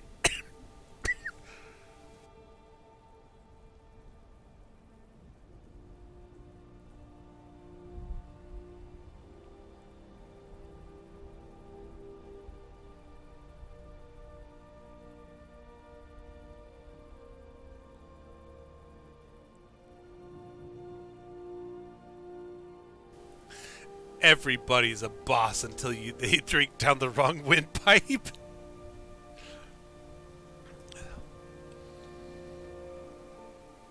Hydrate now. The great sage was a tall, untidy man, bearded but bald. His library resembled him. All the books had been moved over the years to the bottom shelves where they gathered in dusty conglomerations. He used several of the books in his current lecture, explaining to his students, Taksim and Vonguldak, how the Mages Guild had first been founded by Vanus Galerian. We all get each other. High fives all around the entire room. They had many questions about Galerian's beginnings in the Sijic Order, and how the study of magic there differed from the Mages Guild. Kadlukunov. I'm not playing that game. It was and is a very structured way of life, explained the great sage. Oh, sorry, I have to, put on an older person's voice. Quite elitist, actually. That was the aspect of it Galerian most objected to. He wanted the study of magic to be free. Well, not free exactly, but at least available to all who could afford it. In doing that, he changed the course of life in Tamriel. He codified the praxis and rituals used by all modern potion makers, item makers, and spell makers, didn't he, great sage? Asked Vonguldak. Mongol duck. That was only a part of it. Magic as we know it today comes from Vanus Galerian. He restructured the schools to be understandable by the masses. He even invented the tools of alchemy and enchanting so everyone could concoct whatever they wanted, whatever their skills and purse would allow them to, without fears of magical backfire. Well, eventually, he created that. What do you mean, great sage? Asked Taksim. The first tools were more automated than the ones we have today. Any layman could use them without the least understanding of enchantment and alchemy. On the Isle of Artaeum, the students had to learn the skills laboriously and over many years, but Galerian decided that was another example of the Sijic's elitism. The tools he invented were like robotic master enchanters and alchemists, capable of creating anything the customer required provided he could pay. So someone could, for example, create a sword that could cleave the world in twain? Asked Vonguldak. I suppose in theory, but it would probably take all the gold in the world, chuckled the great sage. No, I can't say we were ever in any great danger. But that isn't to say that there weren't a few unfortunate incidents where an unschooled yokel invented something beyond his ken.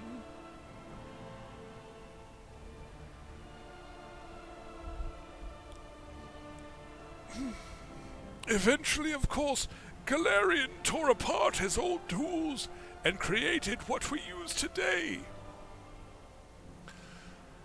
It's a little elitist, requiring that people know what they're doing before they do it, but remarkably practical.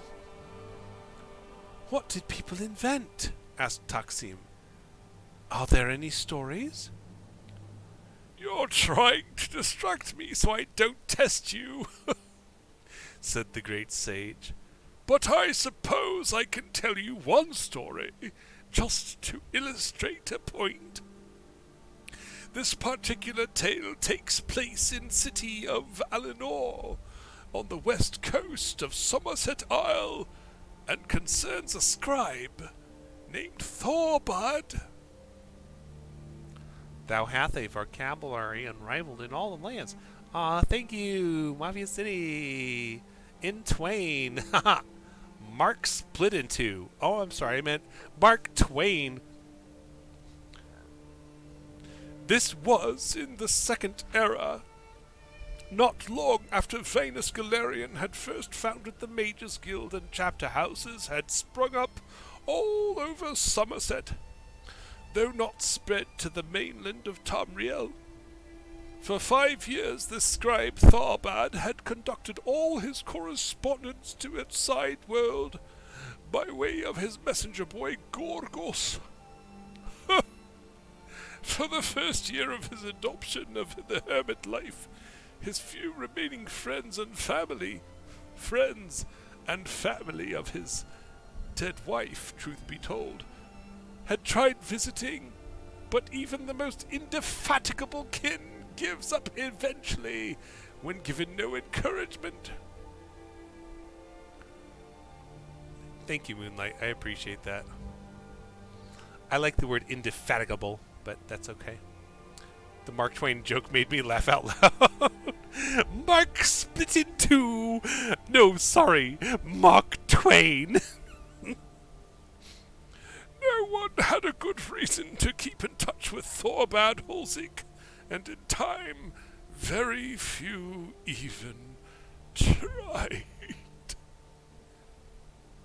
His sister-in-law sent him the occasional letter, with news of people he could barely remember, but even that communication was rare. Where are you? Are you very funny? Just fell off your bed. You're okay. I just hit my head in the ground because you can't stop walking. Welcome back. Most of messages to and from his house dealt with his business, writing the weekly proclamation from the Temple of Auriel. These were the bulletins nailed on the temple door, community news, sermons, that sort of thing. Oh my god, Foxgloves, thank you so much for recommending this story. I had no idea I would be doing this. The first message Gorgos brought him that day was from his healer, reminding him of his appointed on Turdus.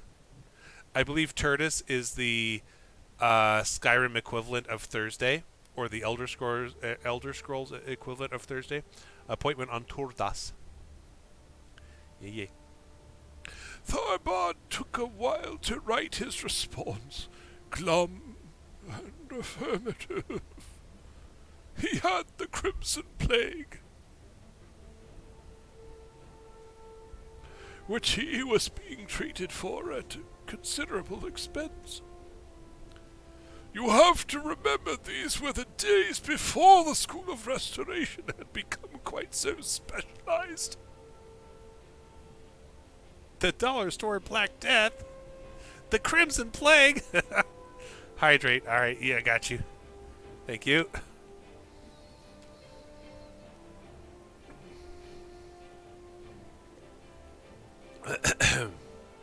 That's a good water. Thank you. It was a dreadful disease and had taken away his voice box. That's why he only communicated by script and sign language. Oh, sorry. Sign language.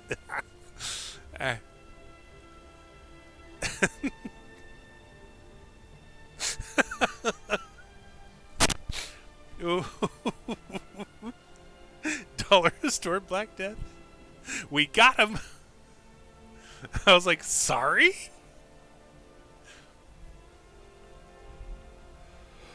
Oh, the next message was from Alfiers, the secretary at the church, as curt and noxious as ever. Tharbad attacked Master Sundus's sermon, next week's events calendar, and the obituaries. Try to liven them up a little. I wasn't happy with your last attempt. Tharbird had taken the job. Am I still speaking in the old guy's voice when this is literally just like the narrative? Alright, let's go. Tharbird had taken the job, putting together the bulletin before Alpheus joined the temple, so his only mental image of her was purely theoretical and had evolved over time. Give me a second, give me a second, give me a second.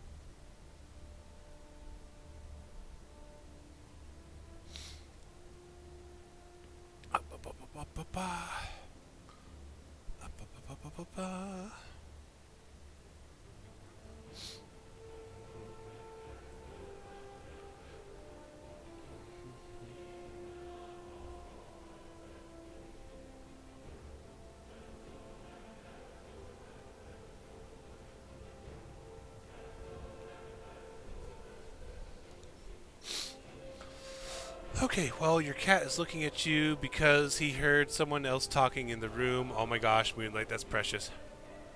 Alright, here we go. We're back. We're doing stuff. So his only mental image of her was purely theoretical and had evolved over time. At first he thought of Alpheus as an ugly fat slowness covered with warts. More recently...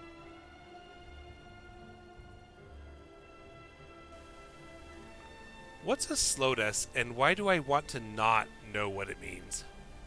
She had mutated into a rail-thin spinster orchess. Of course it was possible his clairvoyance was accurate, and she had just lost weight. That's so freaking offensive. What the frick? Whatever Alpheus looked like, her attitude towards Tharbad was clear. Unwavering disdain. She hated his sense of humor, always found the most minor of misspellings, and considered his structure and calligraphy the worst kind of amateur work. Slugtoad? Oh gosh. I need my cat ketchup. Copied from Google. Let's go. Like, a Princess Slugtoad is a slow death, right? Anyway. That's... offensive! And I feel like I'm not reading his old words. Oh gosh, I've been reading in his voice during the narration part. Ha ha ha ha ha. Ha ha ha ha. Ha ha ha. Okay. Also, yes. To be very honest, I think Slowdeath, as much as it is, like, gross in this narration, I feel like it's... like, if you want to hold something in your hands, like, look at this little Slowdeath. Like, it's cute, okay? Just believe me. Okay, as we continue, I'm going to stop using the old man voice because it's not supposed to be the old man voice. I am so sorry. Anyway. Luckily, working for a temple was the next most secure job to working for the good king of Alinor. It didn't bring in very much money, but his expenses were minimal. My day's been alright, I guess. We love old man voice. Yay! I am glad that you are calling my stream your day's highlight. Oh my gosh. That makes me feel so cool. Okay. It didn't bring in very much money, but his expenses were minimal. The truth was, he didn't need to do it anymore. He had quite a fortune stashed away, but he didn't have anything else to occupy his days. Thank you for loving my voice. And the truth was further that having little else to occupy his time and thoughts, the bulletin was very important to him. Gorgos, having delivered all the messages, began to clean, and as he did so, he told Tharbad all the news in town. The boy always did so, and Tharbad seldom paid him any attention, but this time he had an interesting report. The Mages Guild had come to Alinor. Thank you, Mafia City. As Tharbad listened intently, Gorgos told him all about the guild, the remarkable Archmagister, and the incredible tools of alchemy and enchanting. Finally, when the lad had finished, Tharbad scribbled a quick note and handed it and a quill to Gorgos. The note read, "Have them enchant this quill. It will be expensive," said Gorgos. Tharbad gave Gorgos a sizable chunk of the thousands of gold pieces he had saved over the years and sent him out the door. Now, Tharbad decided, he would finally have the ability to impress Alfiaz and bring glory to the Temple of Auriel. Ah, bless. The way I've had the story, Gorgos had thought about taking the gold and leaving Eleanor, but he had come to care for poor old Tharbad. And even more, he hated Alfiaz, who he had to see every day to get his messages for his master. It wasn't perhaps for the best of motivations, but Gorgos decided to go to the guild and get the quill enchanted. The Mages Guild was not then, especially not then, an elitist institution, as I have said, but when the messenger boy came in and asked to use the item maker, he was greeted with some suspicion. When he showed the bag of gold, the attitude melted, and he was ushered into the room. Now, I haven't seen one of the enchanting tools of old, so you must use your imagination. There was a large prism for the item to be bound with magicka, assuredly, and an assortment of soul gems and globes of trapped energies. Other than that, I cannot be certain how it looked or how it worked. Because of all the gold he gave to the guild, Gorgos could infuse the quill with the highest-priced soul available, which was something Daedric called Fey Falcon. The initiate of the guild, being ignorant, as most guild members were at the time, did not know very much about the spirit except that it was filled with energy. When Gorgos left the room, the quill had been enchanted to its very limit and then some. It was virtually quivering with power. Of course, when Tharbad used it, that's when it became clear how over his head he was. "And now," said the great sage, "it's time for your test." "But what happened? What were the quill's powers?" cried Taksim. "You can't stop the tale there," objected Von Goldak. I used the wrong voice, but that's okay.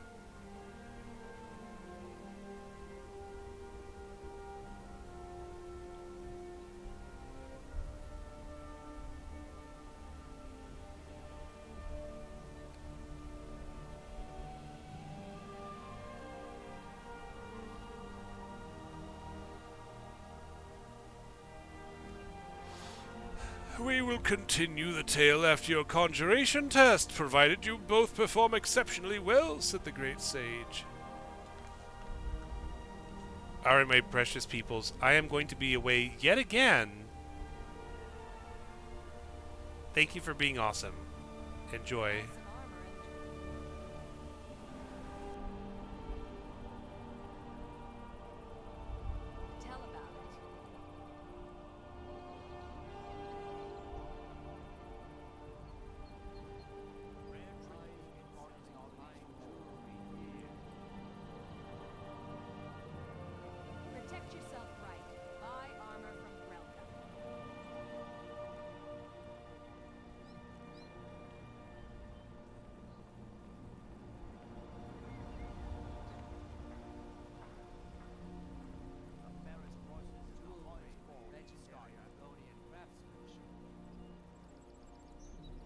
Looking to stay alive? Why take a chance?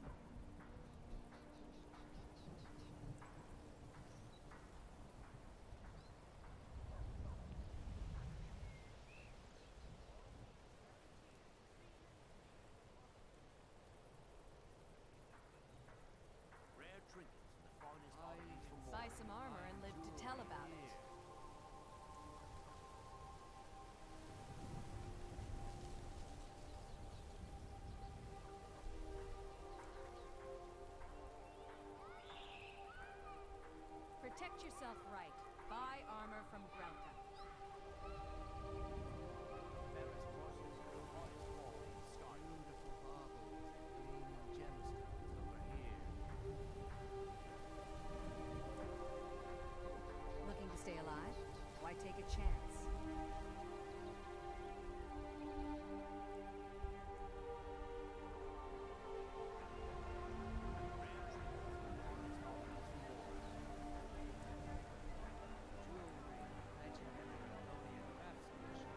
Buy some armor and live to tell about it.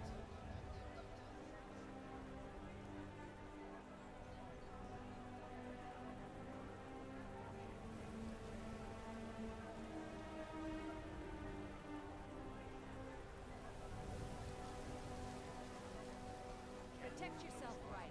Buy armor from Relka.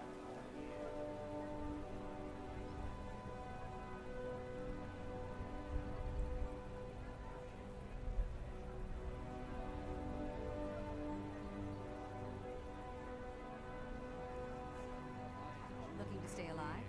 Why take a chance?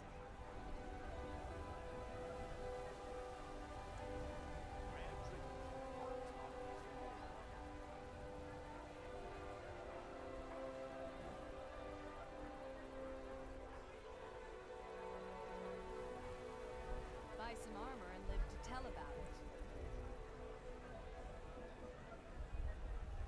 Beautiful marble. Gemstones. Exotic ingredients and what I call. Protect yourself right. Buy armor from Relka.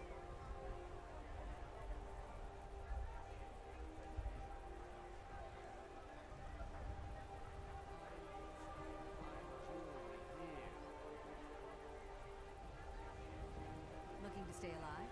Why take a chance?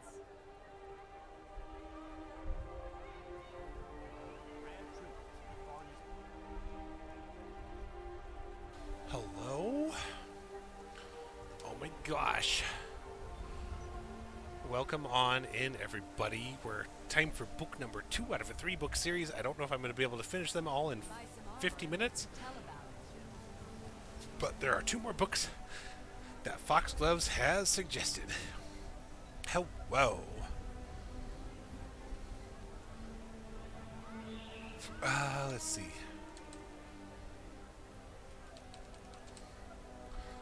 Feyfolken 2. So, as we learned in our Feyfolken 1, thank you, Mafia City. Feyfolken 1 is that they found a quill, they took it to the Mages Guild, and gave them thousands of gold to enchant the quill. The person who enchanted the quill enchanted it with a soul of the Daedra, which the only thing they knew about the Daedra was, at that time, as they were uneducated, is that it's very powerful. It seemed like very, very cool. You're very welcome. The Daedra in the Elder Scrolls are the demons. So this quill has been enchanted with a very powerful demon. Let's see what this takes us to. I've never read these books in my entire time playing Skyrim. I promise you. I am so excited to see what happens next.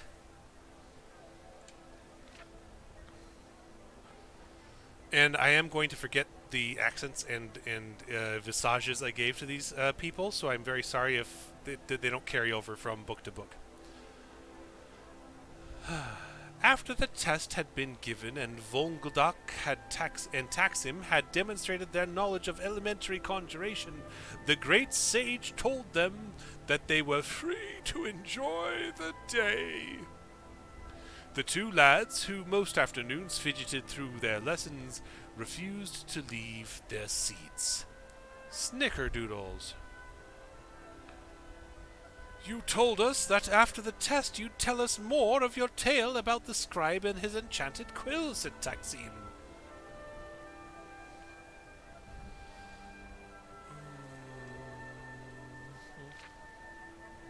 Great sage added Volgrak. Okay. You've already told us about the scribe and how he lived alone and his battles with the temple secretary over the bulletin he scripted for posting, and how he suffered from the crimson plague and couldn't speak.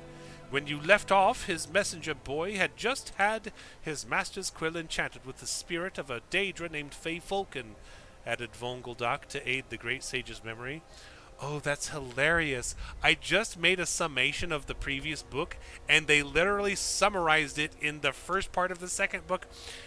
That's cute. Can you recommend a book for after we read the Feyfolken? If we have enough time, I will read it. However, I would still like for you to read or make the recommendation. As it happens, said the great sage, I was thinking about a nap. However, the story does touch on some issues of the natures of spirits, and thus is related to conjuration. So I'll continue. Tharbad began using the quill to write the temple bulletin, and there was something about the slightly lopsided, almost three-dimensional quality of the letters that Tharbad liked a lot. Continuation of the Beggar series. Oh, let's go. Are we talking about the Beggar, Thief, and something else? Can you post the actual titles? I'll send you a link. Give me a second.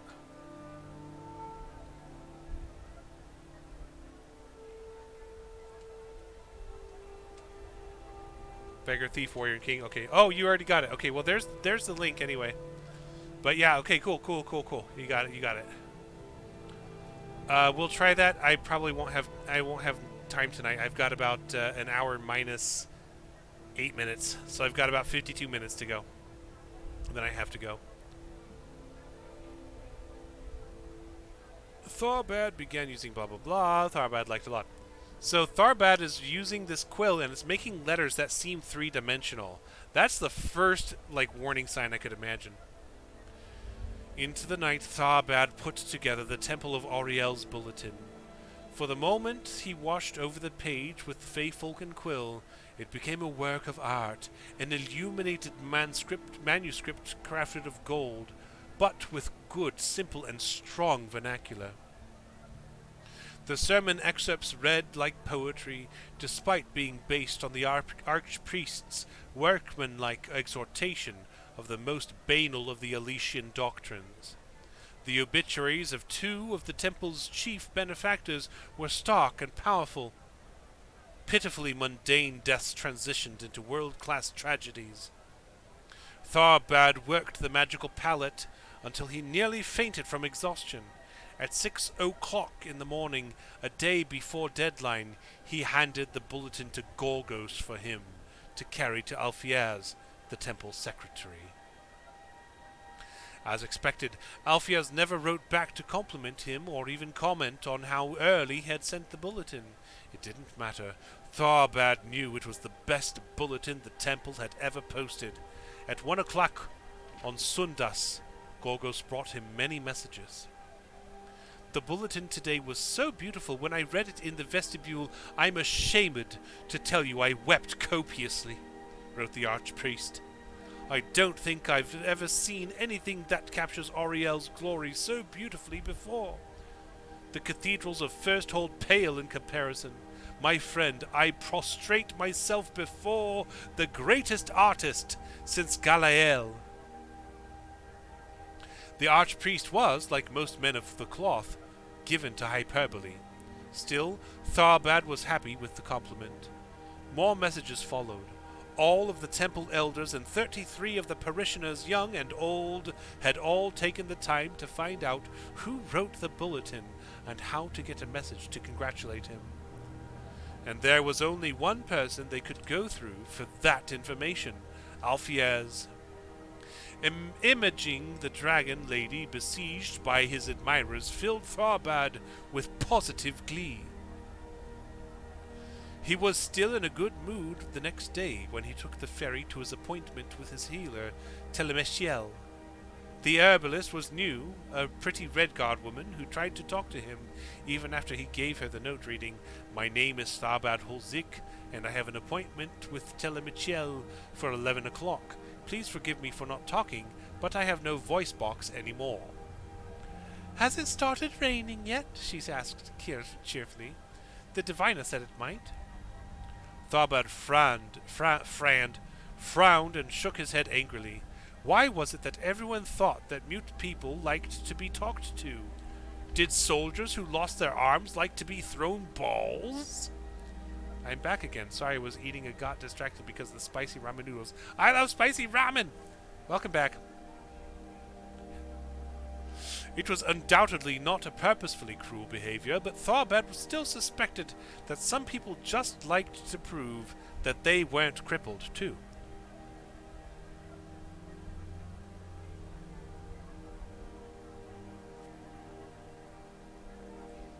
The examination itself was routine horror.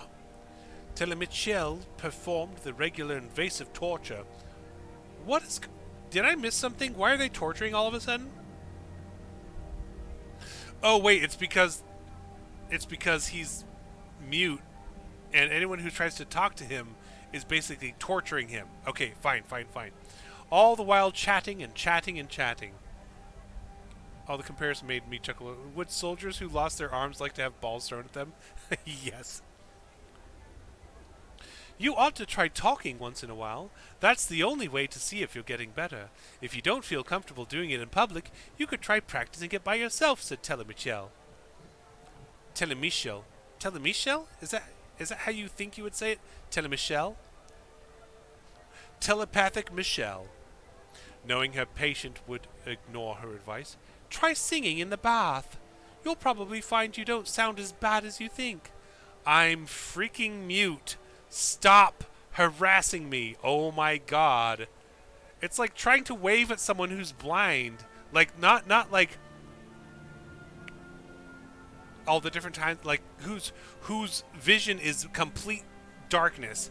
Like waving at them like, just wave back. Are you depressed? Try feeling better. Oh my god, I love this excerpt. It is so relatable. Tharbad left the examination with the promise of test results in a couple of weeks. You know, if you just try seeing harder, it'll work. You can't taste anything? Well, why not try something delicious? Not the point! On the ferry ride back home, Tharbad began thinking of next week's temple bulletin. What about a double border around the last Sundas's offering plate? Announcement. Putting the sermon in 2 columns instead of 1 might have interesting effects. It was almost unbearable to think that he couldn't get started on it until Alfiera sent him information. When she did, it was with the note. Last bulletin a little better. Next time, don't use the word fortuitous in place of fortunate. The words are not, if you look them up, synonymous. Can't hear? Get bigger ears, I don't know. Get bigger ears, I say. Aww. In response, Tharbad almost followed Telemichel's advice by screaming obscenities at Gorgos. Instead, he drank a bottle of cheap wine, composed and sent a suitable reply, and fell asleep on the floor. The next morning, after a long bath... Oh gosh, I would love a long bath. I want like a super huge tub. Like to just soak in and like drown in, like temporarily. With water that's like 90 freaking degrees. Ear extensions from the Earl. Not the Earl, the Earl. I know it sounds amazing, guy. The next morning, after a long bath, Tharbad began work on the bulletin. His idea for putting a light shading effect on the special announcements section had an amazing textural effect. Alfiers always hated the extra decorations he added to the borders, but using the Fey Folk and Quill, they looked strangely powerful and majestic. I literally didn't even try for that pun, OMG. Ear from the Earl. I got you. Just chose Earl because it started with E. Oh my god, I love things that start with E, including E. Gorgos came to him with a message from Alfiers at that very moment, as if in response to the thought. Tharbad opened it up. It simply said, hi. Strawberry E seeds. I'm sorry. Tharbad kept working. Alfier's note he put from his mind, sure that she would soon follow it up with the complete message. I'm sorry that no one never taught you to keep right hand and left hand margins the same length. Or, I'm sorry we can't get someone other than a weird old man as scribe of our bulletin. it didn't matter what she was sorry about. The columns from the sermon notes rose like the massive pillars of roses. Crafty, crafty E. Why does everyone yell in their messages? Holy heck. Epic throat singing, thank you. Crowned with unashamedly ornate headers. The obituaries and birth announcements were framed together with a spherical border as a heart-breaking declaration of the circle of life. The circle of life. The bulletin was simultaneously both warm and avant-garde. It was a masterpiece. And it moves us all. When he sent it off to Alfier's late that afternoon, he knew she'd hate it, and was glad. Tharbad was surprised to get a message from the Temple of Redas. Before he read the content, he could tell from the style that it wasn't from Alfier's. The handwriting wasn't Alfier's usual belligerent, slashing style, and it wasn't all in Alfier's usual capital letters, which read like a scream from oblivion. You don't want to remix the color again?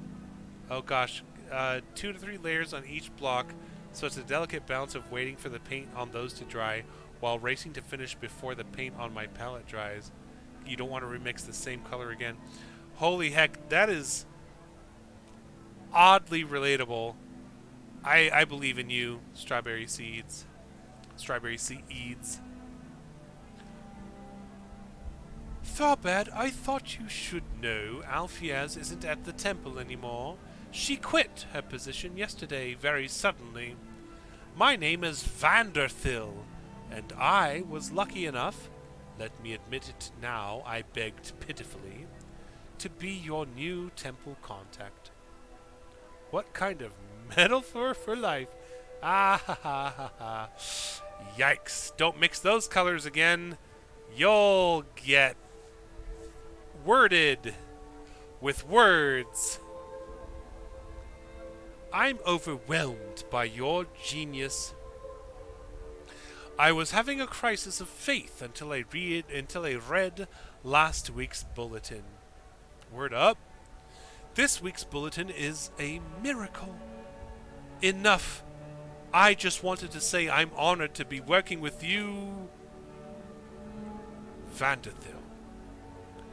The response on Sundas after the service even astonished Tharbad. The response on Sundas after the service even astonished Tharbad. The archpriest attributed the massive increase in attendance and collection plate offerings entirely to the bulletin. Tharbad's salary was quadrupled. Hey, Mafia City! Welcome back.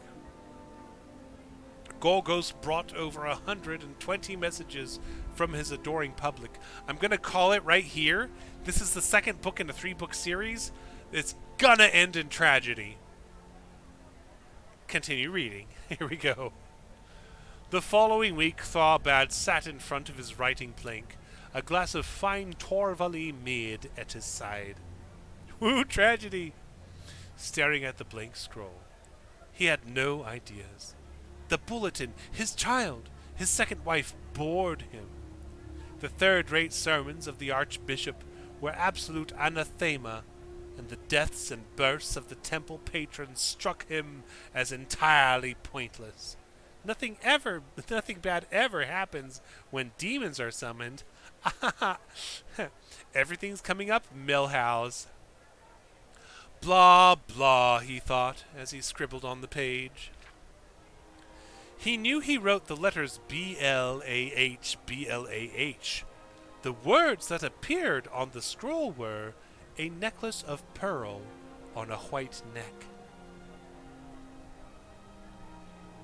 He scrawled a jagged line across the page. It appeared in through that damned beautiful Fey folk and quill. Glory to Ariel.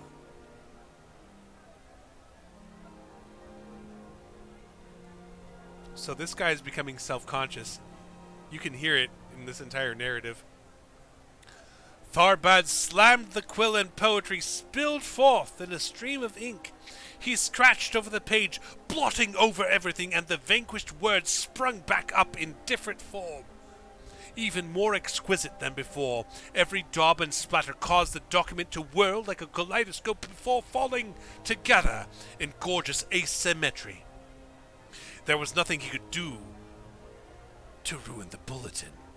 Fey Falcon had taken over. He was a reader, not an author.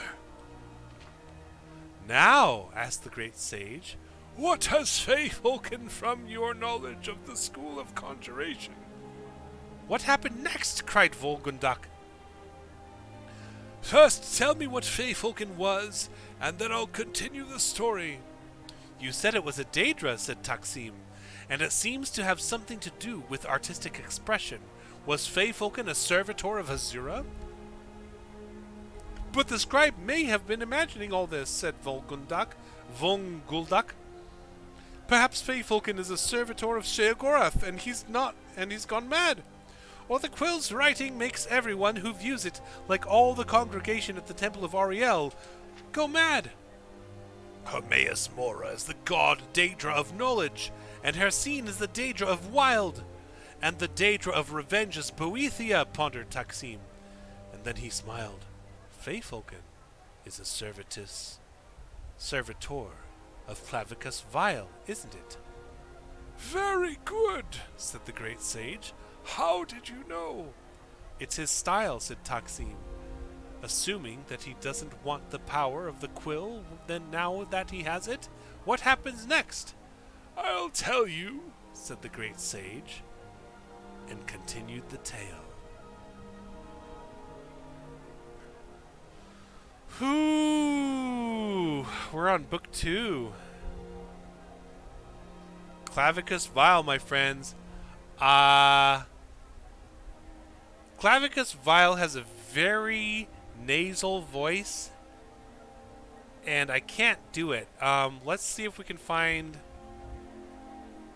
Fey Falcon 3. Okay, we'll do Fey. Clavicus Vile, which I believe is in Falkreath. Let's try to do, oh, we got about 30 minutes. Squidwardicus.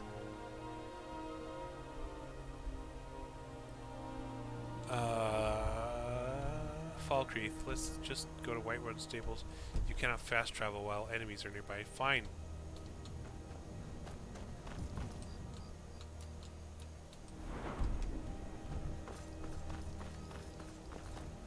Alright, let's try that, and then go here.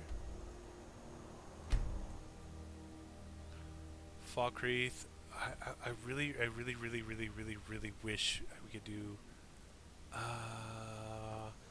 I'm trying.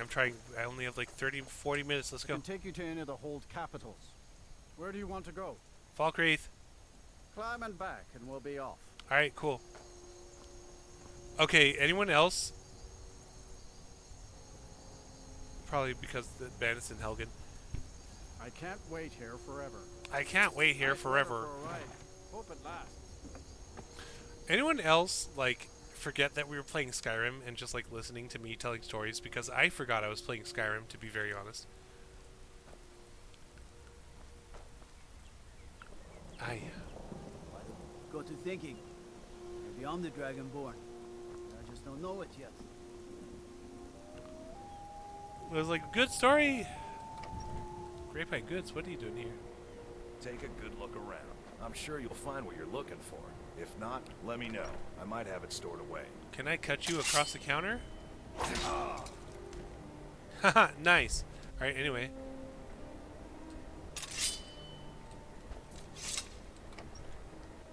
Nope, sorry bro, you ain't Dragonborn. You're very far away from being Dragonborn. I used to be an adventurer like you. and I took an arrow in the knee. What can I... okay, well, anyway, Clavicus Vial. Let's see if we can do, like, a really quick...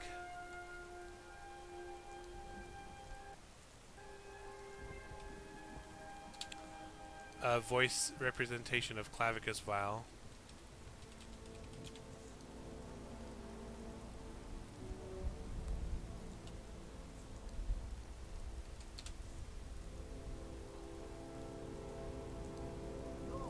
Putting in the extra effort for, Pooch. And I was so close to being rid of you. Oh. You have business with Clavicus Vial? Yeah, dog gets master, master gets Cosmic X. Everyone's happy. Just get over here, mutt. Ah, there you are. I've been waiting for you to arrive. Collect the rueful axe from Rimmerock Burrow, and I believe we'll have a deal. So that's his voice. It's like, oh, I don't know what you're doing, but I'm in Great Britain, and I've got an axe, and I'm gonna ask you a few questions. So that's what we're reading next, I guess.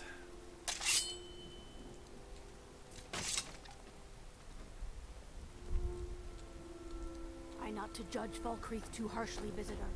The war has been marvelous. Alright, so we're gonna just, you know, like sit, where are we gonna sit? We're gonna like stand on this guy's, No wheelbarrow? lollygagging. No, lollygagging. I just want to sit on this, wheelbarrow. Oh, I knocked it over. Okay, let's go somewhere else. How about this well? This well seems like really cool. We're gonna stand on this well and read some stories. Cool. Alright. One more story, my friends. Also, Mafia City, can you DM me the story you want me to read? Just so that I know, like, where I'm going with that. Alright, Fey Falcon 3. Bloody hell, bruv. I'm Clavicus Vial. I'm so happy to live in Birmingham. Thank you, I appreciate it. Tharbad had at last seen the power of the quill, said the great sage, continuing his tale. Enchanted with the Daedra Fey Falcon, servitor of Clavicus Vial, it had brought him great wealth and fame as the scribe of the weekly bulletin of the Temple of Ariel. But he realized that it was the artist and he merely the witness to its magic. Thank you, Mafia City. He was furious and jealous. With a cry, he snapped the quill in half. He turned to finish his glass of mead. When he turned around, the quill was intact. He had no other quills but the one he had enchanted, so he dipped his finger in the inkwell and wrote a note to Gorgos in big, sloppy letters. When Gorgos returned with a new batch of congratulatory messages from the temple praising his latest bulletin, he handed the note and the quill to the messenger boy. The note read, "Take the quill back to the Mages Guild and sell it. Buy me another quill with no enchantments." Gorgos didn't know what to do or to make of the note, but he did as he was told. He returned a few hours later. "They wouldn't give us any gold back for it," said Gorgos. "They said it wasn't enchanted. I told them, I said, 'What are you talking about? You enchanted it right here with that Fey Falcon soul gem.' And they said, 'Well, there ain't a soul in it now. Maybe you did something and it got loose.'" Oh my god. Gorgos paused to look at his master. Tharbad couldn't speak, of course, but he seemed even more than usually speechless. When he snapped it in half, it must have released it. I don't know about that. I feel like the Mages Guild is untoward and defying what they did with this poor soul. Anyway, I threw the quill away and got you this new one, like you said. Thorbad studied the new quill. It was white feathered with while his old quill had been dove gray. I love doves. It felt good in his hand. He sighed with relief and waved his messenger lad away. He had a bulletin to write, and this time without any magic except for his own talent. Within 2 days' time, he was nearly back on schedule. It looked plain, but it was entirely his. Tharbad felt a strange reassurance when he ran his eyes over the page and noticed some slight errors. It had been a long time since the bulletin contained any errors. In fact, Tharbad reflected happily, there were probably other mistakes still in the document that he was not seeing. He was finishing a final whirl of plain calligraphy on the borders when Gorgos arrived with some messages from the temple. He looked through them all quickly until one caught his eye. The wax seal on the letter read, Fey Falcon. With complete bafflement, he broke it open. I think you should kill yourself, it read in perfectly gorgeous script. He dropped the letter to the floor. Oh my god, I'm so glad I read it in that accent. Oh, that was so perfect. Oh, I think you should kill yourself. He dropped the letter to the floor, seeing sudden movement on the bulletin. Is that real? Yes, it's part of it. Fey Falcon's script leapt from the letter and coursed over the scroll in a flood, translating his shabby document into a work of sublime beauty. Tharbad no longer cared about the weird croaking quality of his voice. He screamed for a very long time, and then drank. I had to check the stream because I thought you were just joking. Holy shit. I think you should... What the fuck?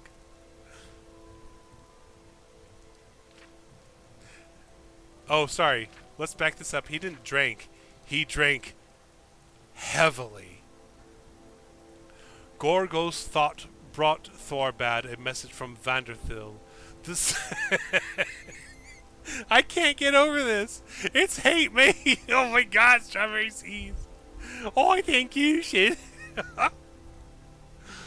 The secretary of the temple early Fredas morning, but it took the scribe until mid-morning to work up the courage to look at it.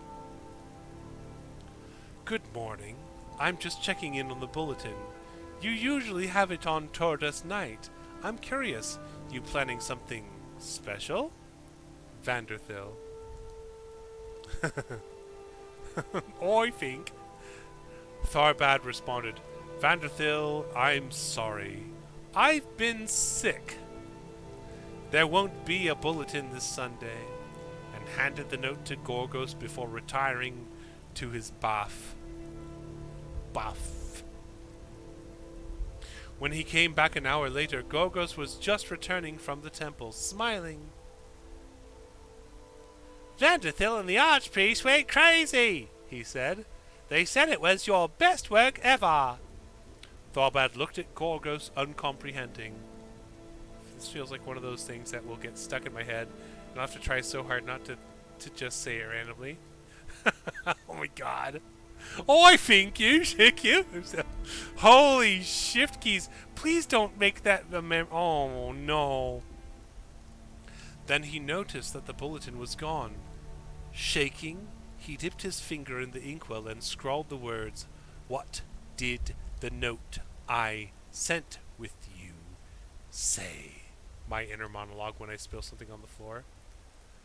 My inner monologue when the toaster makes its way to the bathroom. What the fuck are you doing here, buddy? Haha. You don't remember? Asked Gorgos, holding back a smile. No.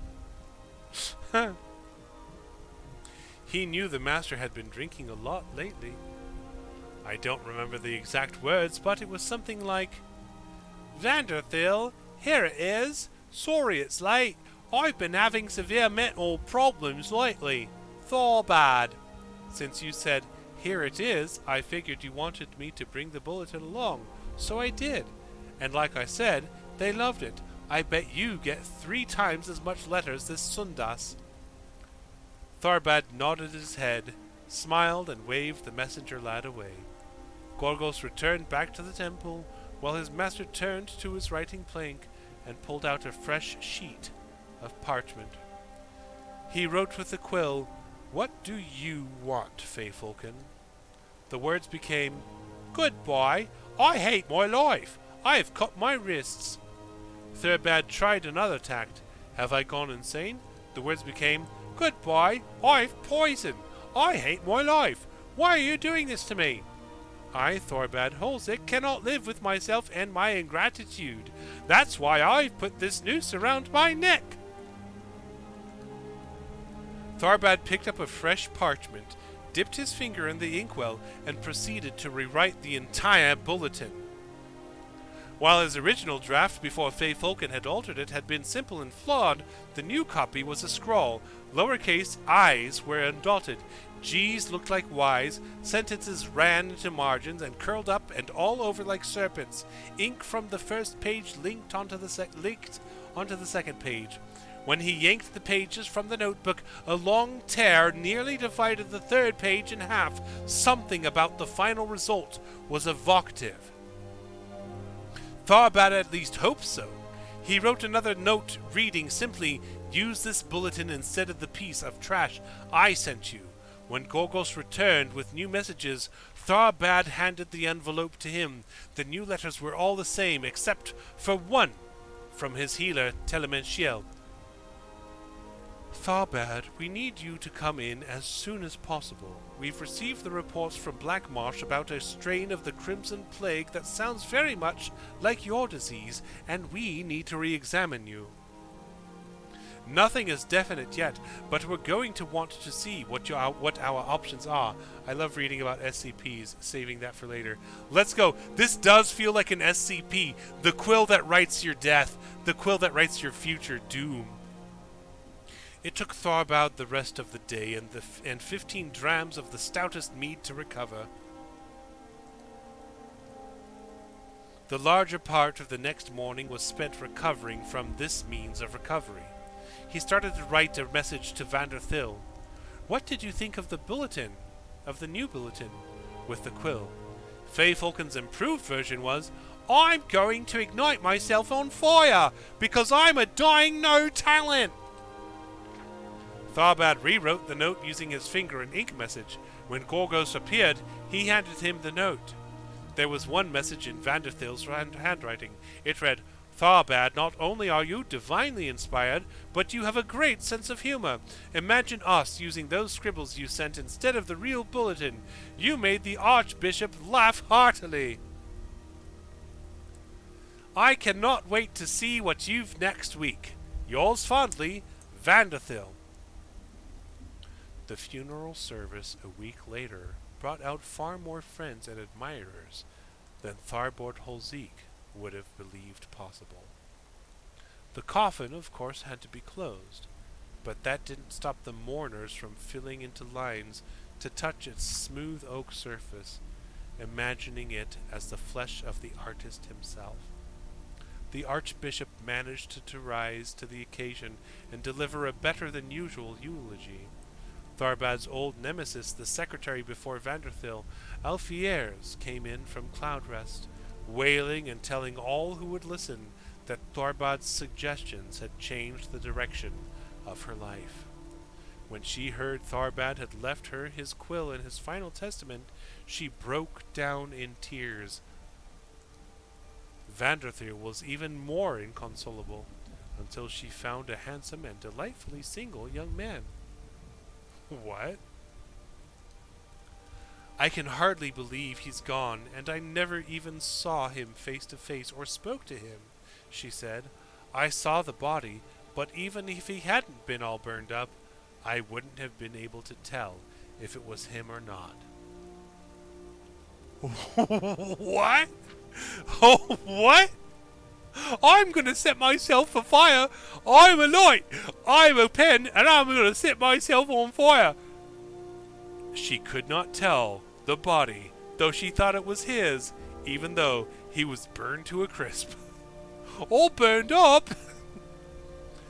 I wish I could tell you there'd been a mistake, but there was plenty of medical evidence, said Telemichel.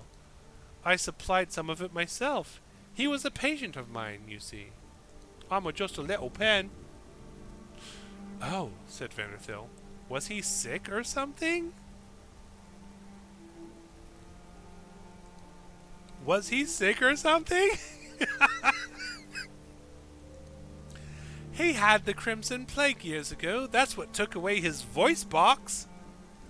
But it appeared to have gone into complete remission. Actually, I had just sent him a note telling him words to that effect the day before he killed himself.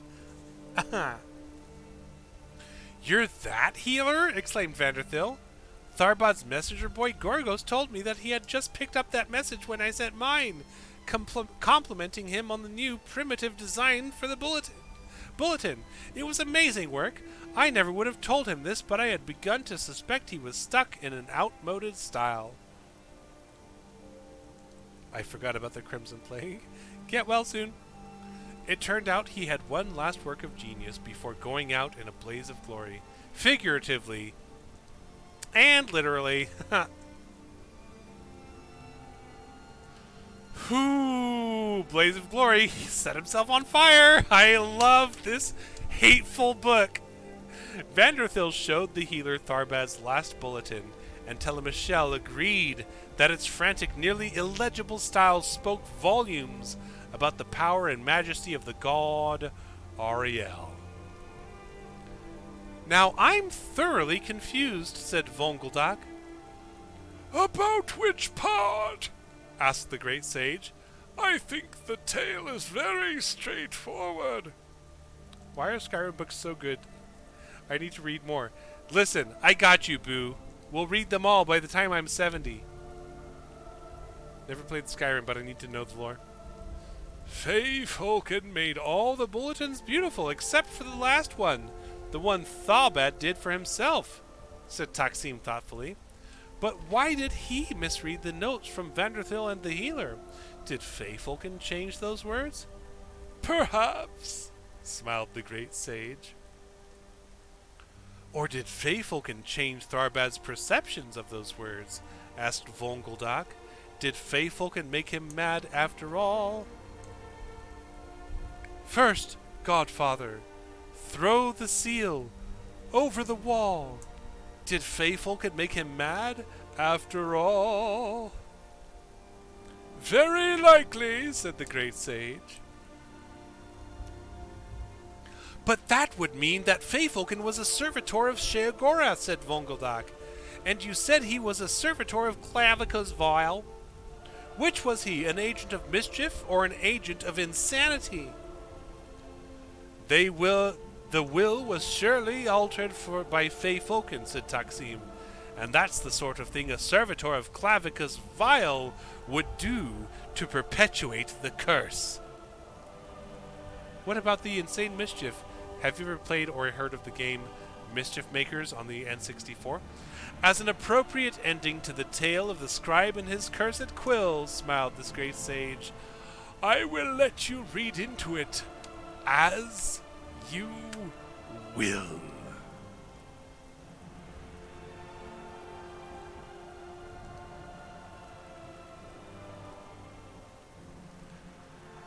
Wow!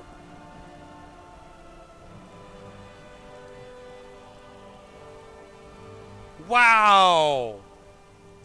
This is from a video game, my people. The people, oh my gosh.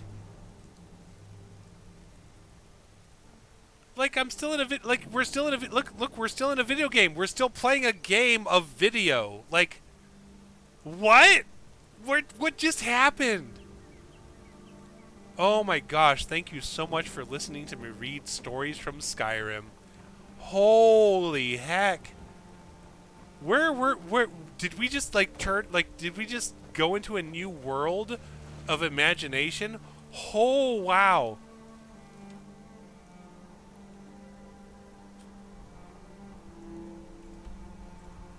What just happened? Wow, wow, wow, wow, wow. Whew. Okay, that was really good. Okay, let me check out what Mafia City sent me. Real quick. Thief, Warrior, King. Okay, let's get those books in our inventory really quick.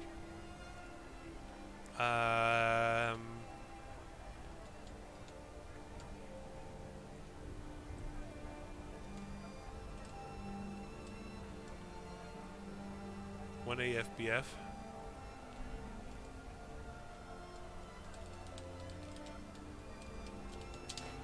Thief added. Warrior. 1 AFE 0.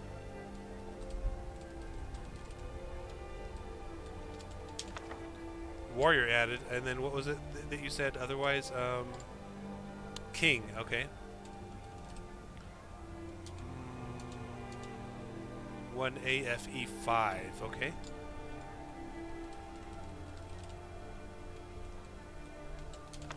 King added. So we got Thief, Warrior, King added to our gameplay. Gonna know so much Skyrim lore, and then when people try to talk to me about it, I'll be like, oh no, I haven't played the game. Oh my god. Like only 10% of players even read that. Imagining what other hidden gems there are. Oh, you have no idea. Mafia City, there is a book series in this game that will probably take me 60 minutes to read the first 2 out of the 3 books. It is rich. Oh gosh. Oh yeah, we're down for this. We're gonna take some time. Got some good pieces out here if you're looking to buy. More inside. Got some good pieces out here if you're looking to buy. More inside. Thank you, Adrian Avenici. I'm not kidding you. We got stuff to do. We got things to see. Look how pretty this place is, though. Like, would you not like to have all of these trees under, like, next to each of your homes? Anyway, You tried mercenary work? It might suit you. They're so soft. I just looked up a list of Skyrim books and I found a 3-part series called The Lusty Argonian Maid. Oh, Mafia City. We're going to read the first part of The Lusty Argonian Maid really quick, because that's we're going to end on that story. 1 Ace F. Okay, got it.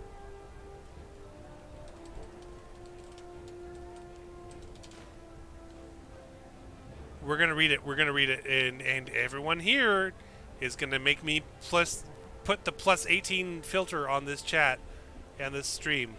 Hold on. Here we go. By Crassius Curio, which is a crass whatever. Anyway. Act 4, Scene 3 continued. Lifts her tail. That's her name, is Lifts her tail. Good thing I turn 18 next week. JK. Certainly not, kind sir. I am here but to clean your chambers. Crantius Colto. Is that all you've come here for, little one? My chambers? Lifts her tail says, I have no idea what it is you imply, master. I am but a poor Argonian maid. Crantius. So you are, my dumpling, and a good one at that. Such strong legs and shapely tail. Lifts her tail. You embarrass me, sir. Crantius. Fear not, you are safe here with me. Lifts her tail. I must finish my cleaning, sir. The mistress will have my head if I do not. Crantius. Cleaning, hey? I have something for you here. Here, polish my spear. Lifts her tail. But it is huge. It could take me all night. Crantius. Plenty of time, my sweet. Plenty of time. The end.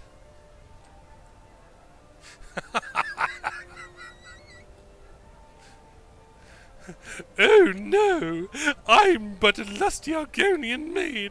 What shall I ever do? So that's one of 3. We're not getting to the others until later. Damn those gray maids to oblivion. they want to back the Stormcloaks, they'll get what's coming to them. Let him cook. Let him cook. Anyway, like this is the intensity of the entirety of the people who put their efforts into making a believable universe video game. Like, come on. The writing is so well placed in the times. Oh, hello. What's your name? Chicken? Cool. They did kind of Slade. Yes, I do agrees.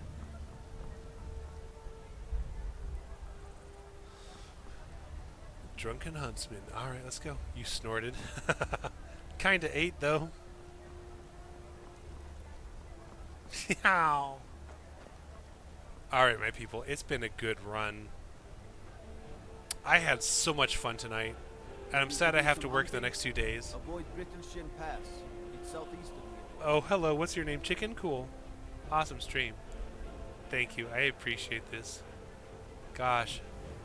We'll be back another day, right? Maybe Wednesday? Thank you so much. Thank you for being here. Mafia City Fox loves strawberry seeds. You guys make my efforts worthwhile. I really truly appreciate it. The books are truly awesome. Can't wait till Wednesday. Yeah. All right, let's go. All right, peoples. We're done. We're leaving. Treat yourselves to something good tonight. Bye.